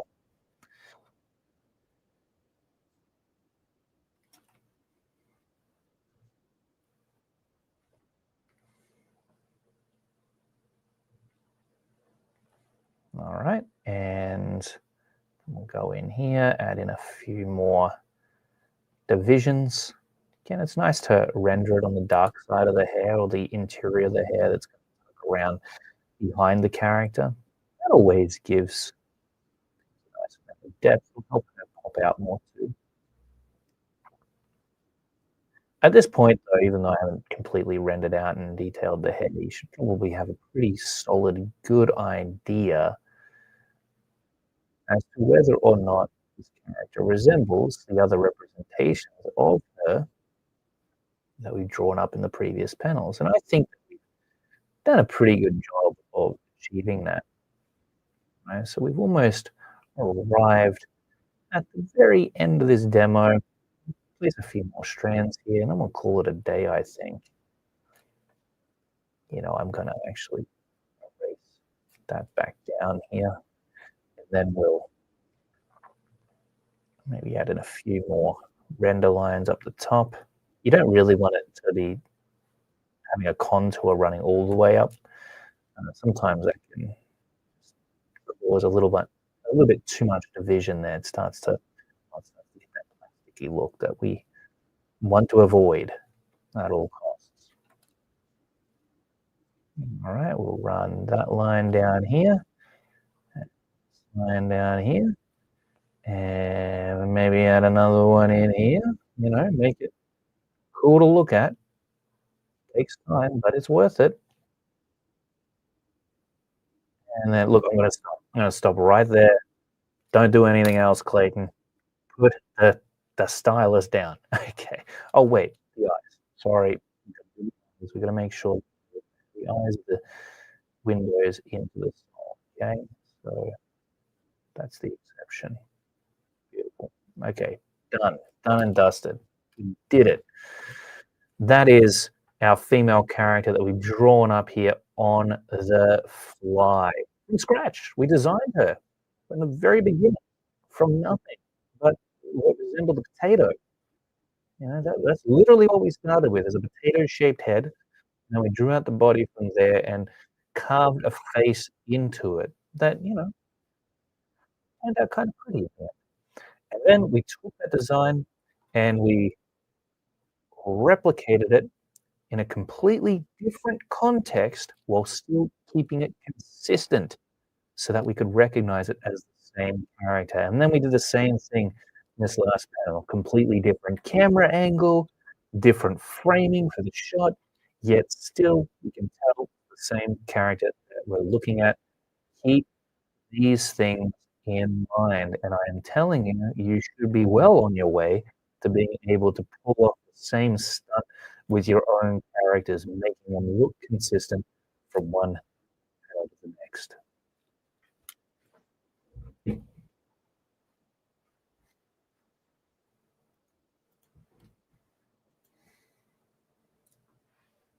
Okay. So let me line myself up here again.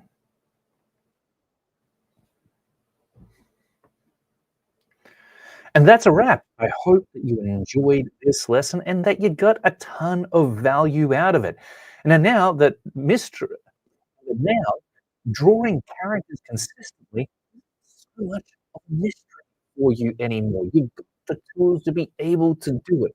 Draw up your initial character, ideally as a turnaround, showing the character from the front, the side, the back, and maybe even a three-quarter view. Or do up a little character sheet like the one I showed you at the beginning of the demo. Just get a bit of an idea by default how this character looks.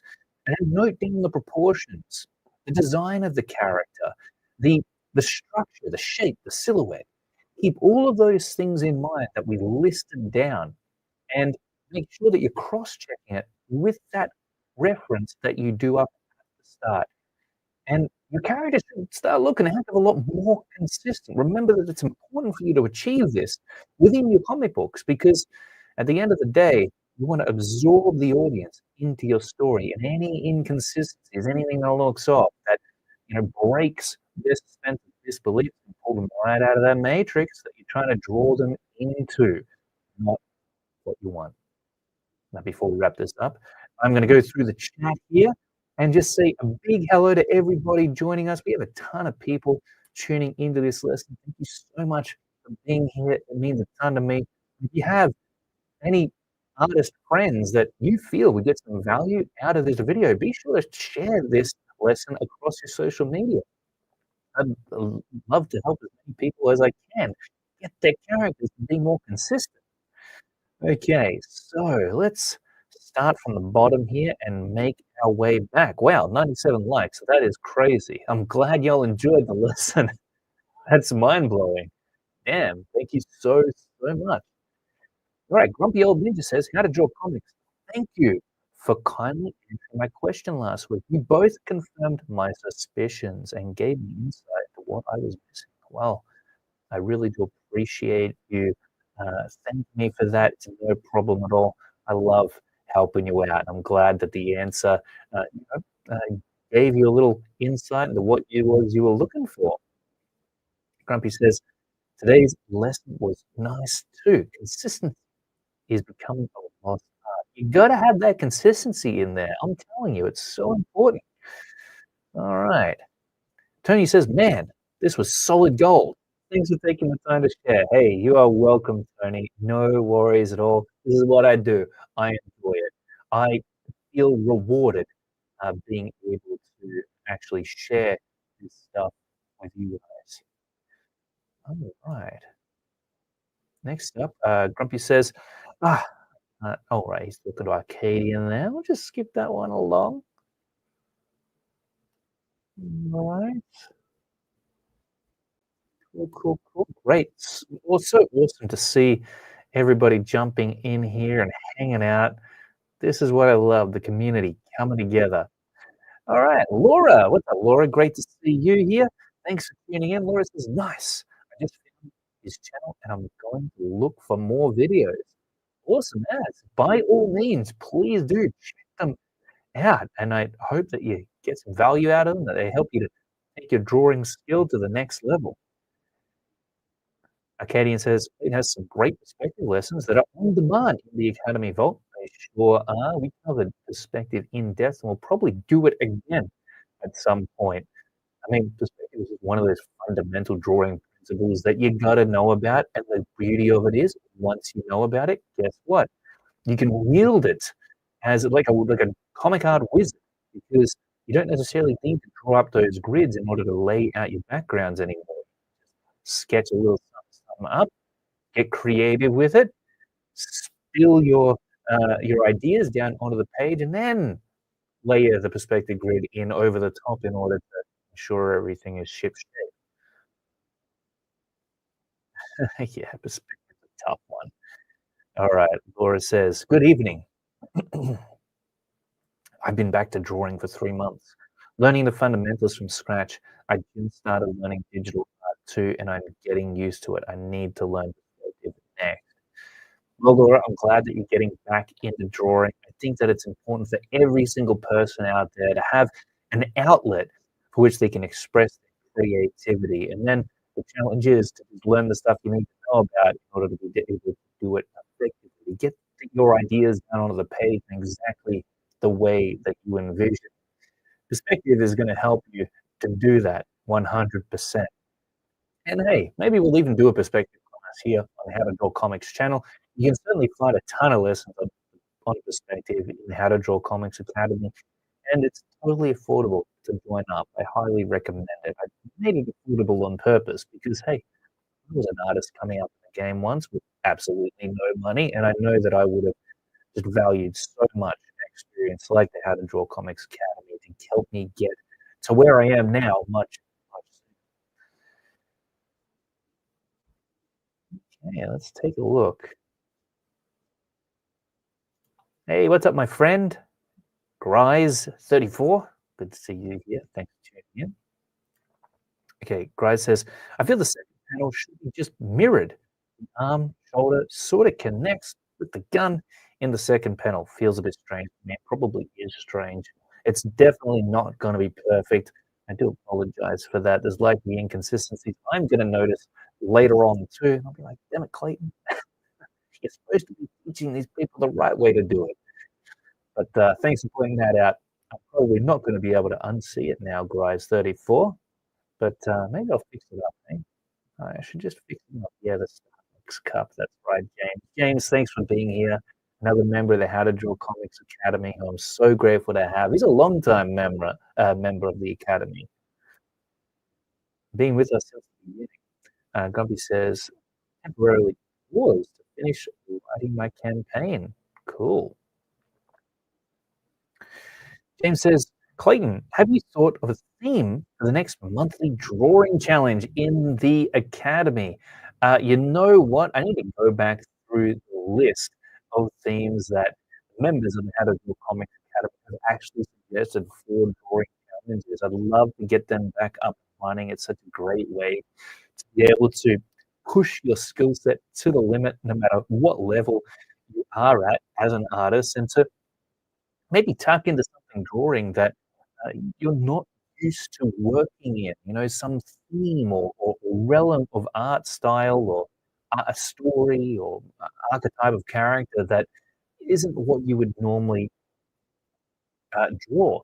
And those challenges just really help you to push the limit of where you're at, give you a little bit of competition at the same time, which is certainly something that I think is valuable for every artist to engage with. Okay, Paula says, "Wait, I just got what they meant by that." Okay, cool. The Replicator is joining us. What's up, Rob? Great to see you here. Hope that you're doing good. Rob says the tutorials are wicked. Awesome to see you here, Rob. Thanks for dropping in, man. Rob, another comic book creator, certainly one of those wonderful people out there, keeping the indie comic book scene alive with his wonderful creations. Okay, let's keep going back through here. Wow, lots of comments. Thank you so much, everybody, for joining. Really do appreciate you. We have Blixty 540. Oh, forgive me, I can't pronounce some of these creative names you've come up with, but I thank you for being here nonetheless. We have Ziva Comics joining us. What's up, Ziva? Thank you so much for tuning in. Really appreciate you. Ziva says, nice composition so far. Glad you enjoyed them. Okay, great. I'm just going to scroll up through here. Oh, we've got Taroya Hollis. Got to say hi to you. Thank you so much for joining us and checking out the tutorial. Taroya says, oh, what's up? I'm glad you came back. Of course, I'm back here for sure. Oh, Up and Missy has joined us. What's up? Erica, great to see you. Thank you so much for being here. Yeah, I try to make it look easy. I try. What can I say? Thanks so much, Erica. Really appreciate you. Oh boy, it's my lovely lady. For those of you who are wondering, I might be blushing a little bit right now. Um, all right. Hygiene Fox says, also get up every few hours to stretch with this kind of work. Yeah, you got to. I should have done that. I'm setting a bad example for everybody there. We got, all right, Tony joining us. What's up, Tony? Great to see you here. Awesome stuff. So many wonderful people joining us. We got Paul, we got Matt Nicola, we got Ran Inc. TV, we got Patrick, Daniel. Good to see you here, my friend. Oh, we got Hockey. Thanks for dropping in, Hockey. Been missing you, my friend. Keith says, uh, Keith says, guess which moron was refreshing the live classroom page before they figured out this was being streamed on the YouTube channel. Look, I'm sorry for that, Keith, but if you kept on refreshing it, what I'm gonna do is I'm gonna post this lesson up into the live classroom later on, basically right after we've finished up here. Okay, cool. We made it to the top. Let's see. Any new comments? All right, we got Lewis. Lewis says, "Hi, how to draw comics. Thanks from Mexico. No worries, Lewis. Thank you for being here. We appreciate you, my friend." Oh, let's take a look. Eric says, "Wonderful class. The sound was a bit muffled, but maybe I will get the better upload." Oh, maybe I was covering part of my microphone. Not sure. Apologies for that muffling. Oh, that's the beauty of doing it live, isn't it? You get all the flaws happening. Will says, "Fun following along tonight. I posted on my page in the feedback session." Awesome. Well, Sean, thanks for being here. Sean says, "Any change or traditional drawing streams?" Any change in traditional drawing streams? I'm not quite sure what you mean there. You mean like, traditional drawing as opposed to digital drawing there, Sean? Let me know. I'd like to clarify that for you. Alrighty. So what I wanna tell you about now, for those of you who are serious about taking your comic art skills even further, is the How to Draw Comics Academy.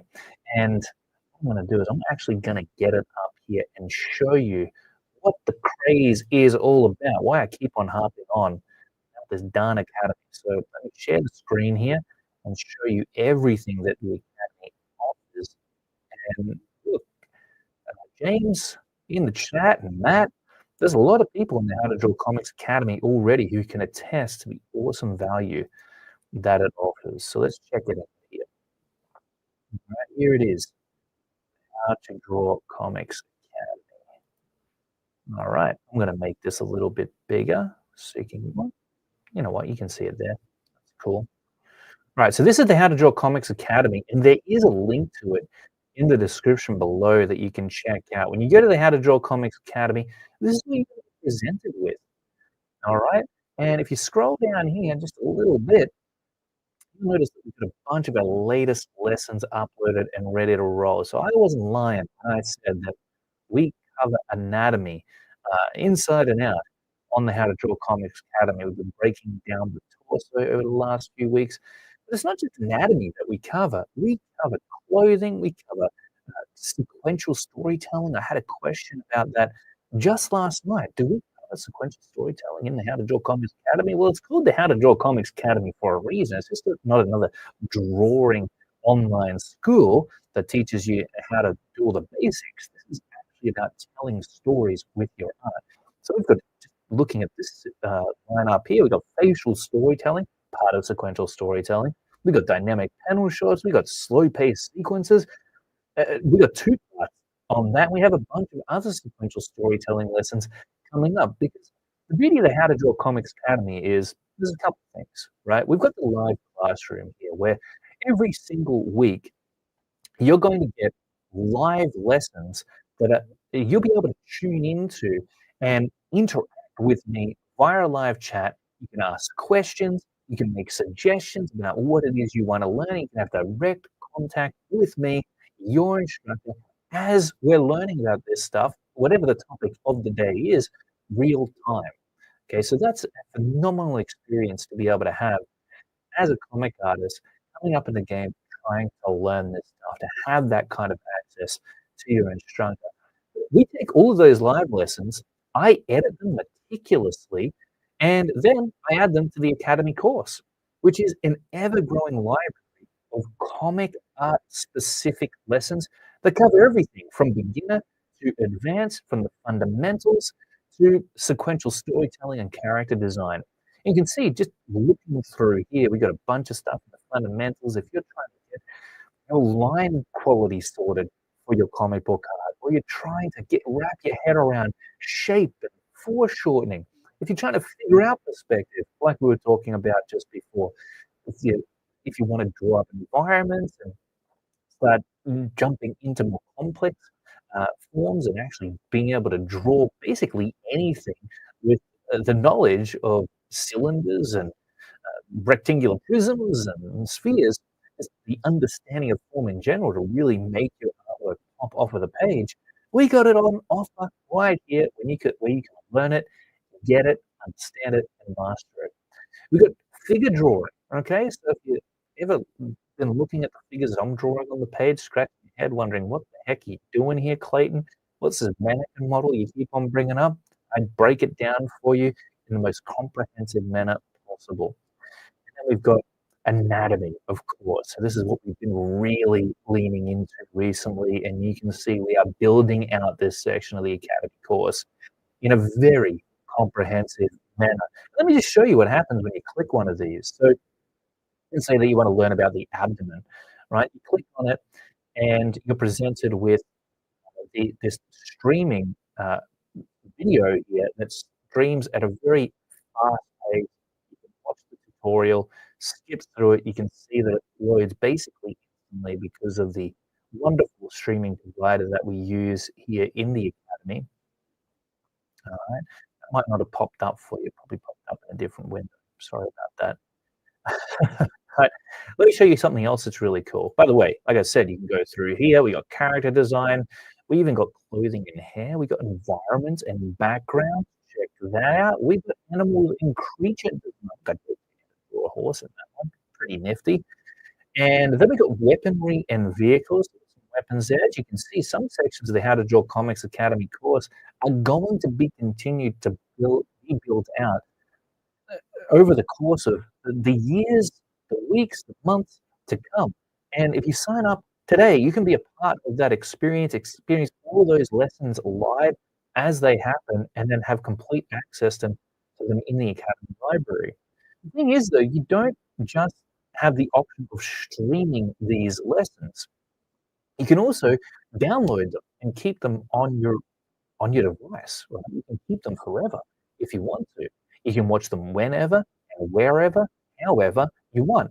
And you do that by going to the Academy Vault. So over here in the Academy Vault, you can think of this as a massive archive of everything that the Academy has to offer.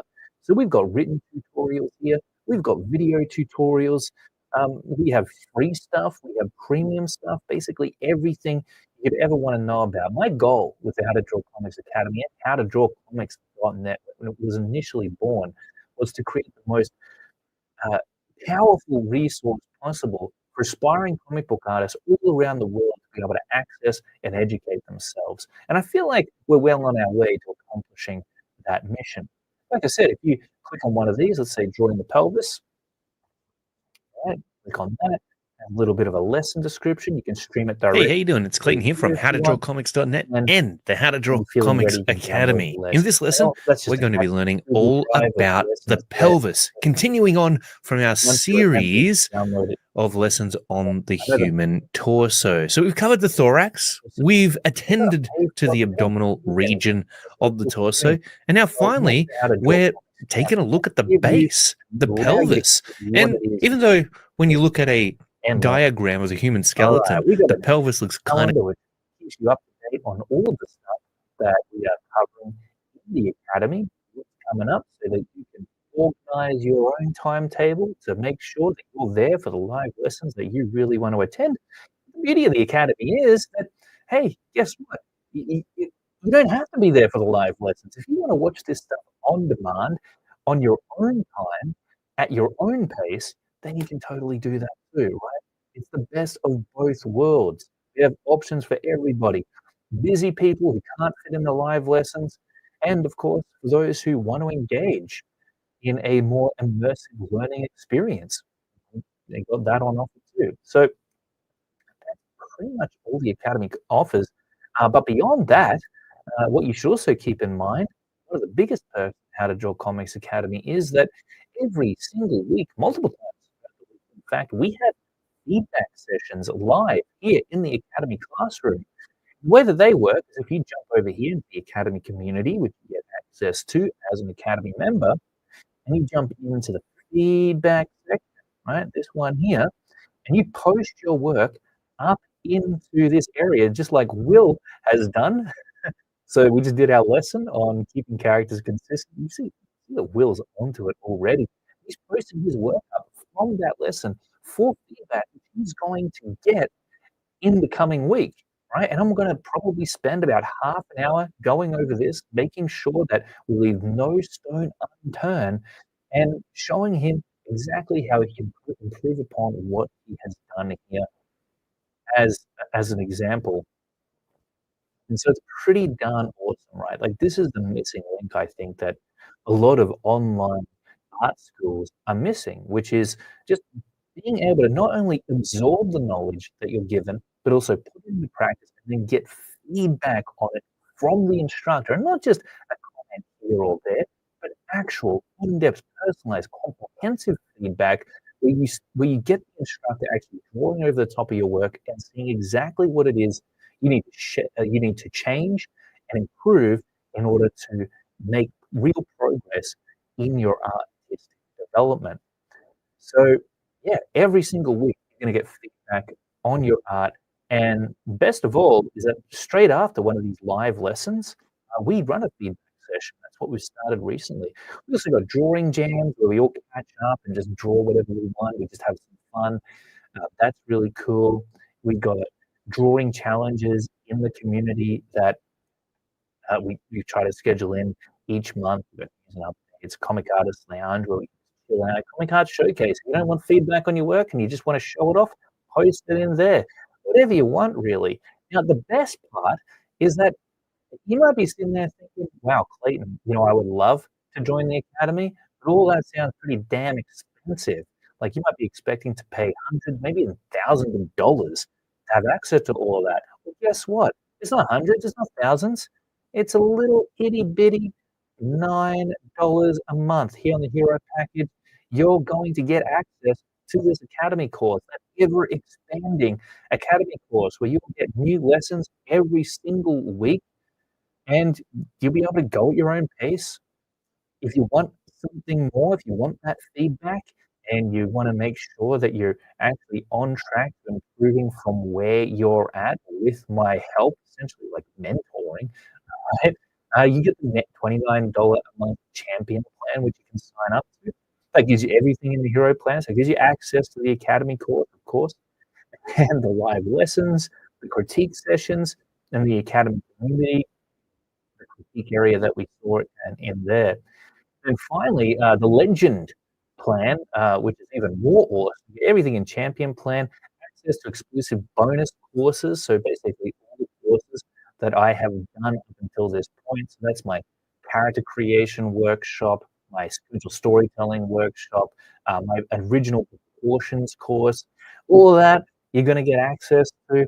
We have the weekly live drawing jams where, like I said, you can hang out with all of us, have fun, chill, get to know one another, and just feel inspired and motivated by the time you leave. Archived recordings of all past classes and critiques. You've got the priority feedback on your submissions, which is pretty cool. Member shout-outs and featured spotlight opportunities. So I'll actually shoot you out on social media and help to promote your art, maybe talk about some of the biggest wins you've experienced in the How to Draw Comics Academy, really try to get some eyes and attention on any artist who is showing real potential and really coming up in their game. And I mean, if you're subscribing to the Legend tier, we know that you're serious. We know that you're on a mission to become a comic art master. And then, yeah, basically, the real beauty of that Legend one is that it's locked in. So you don't get any monthly billing surprises, and it's even if there's a shift in the academy pricing, none of what you're paying is gonna actually change there. So, you know, that's how much it all costs, probably nowhere near as much as you thought it would cost, and, there's a reason for that, because as I mentioned before, I was an artist coming up in the game in my late teens once upon a time, had no money to spare, but I certainly could have spared $9 a month in order to have access to this massive library of comic artist specific knowledge. For me, it would have been a no-brainer, and I know for anyone out there who's watching this right now is serious about really leveling up their comic art skill set, it's probably gonna be a no-brainer for you either. So I look forward to seeing you in the How to Draw Comics Academy in our next class. All right, that pretty much ends the pitch there, my friends. If you've got any questions about the How to Draw Comics Academy, just shoot an email my way, Clayton Barton at howtodrawcomics.net. I'd love to, make sure that you're fully informed before you make a decision. And yeah, I really hope that you will join us in the How to Draw Comics Academy and um, and network with me along with the other artists in there because it's just such a fun place to be. It's an inspiring place as well, just being able to watch everybody level up their skill set together. When you're around like-minded individuals who are as serious as you are, leveling up their skill set and becoming the best comic artist they possibly can be, like, man, that is contagious. All right. Well, I've had an absolute ball in this session, and I can't wait to do another one. Thank you so much once again for joining me, and get out there and draw some cool stuff. Until next time, keep on drawing, keep on creating, and I'll see you again real soon. Bye bye.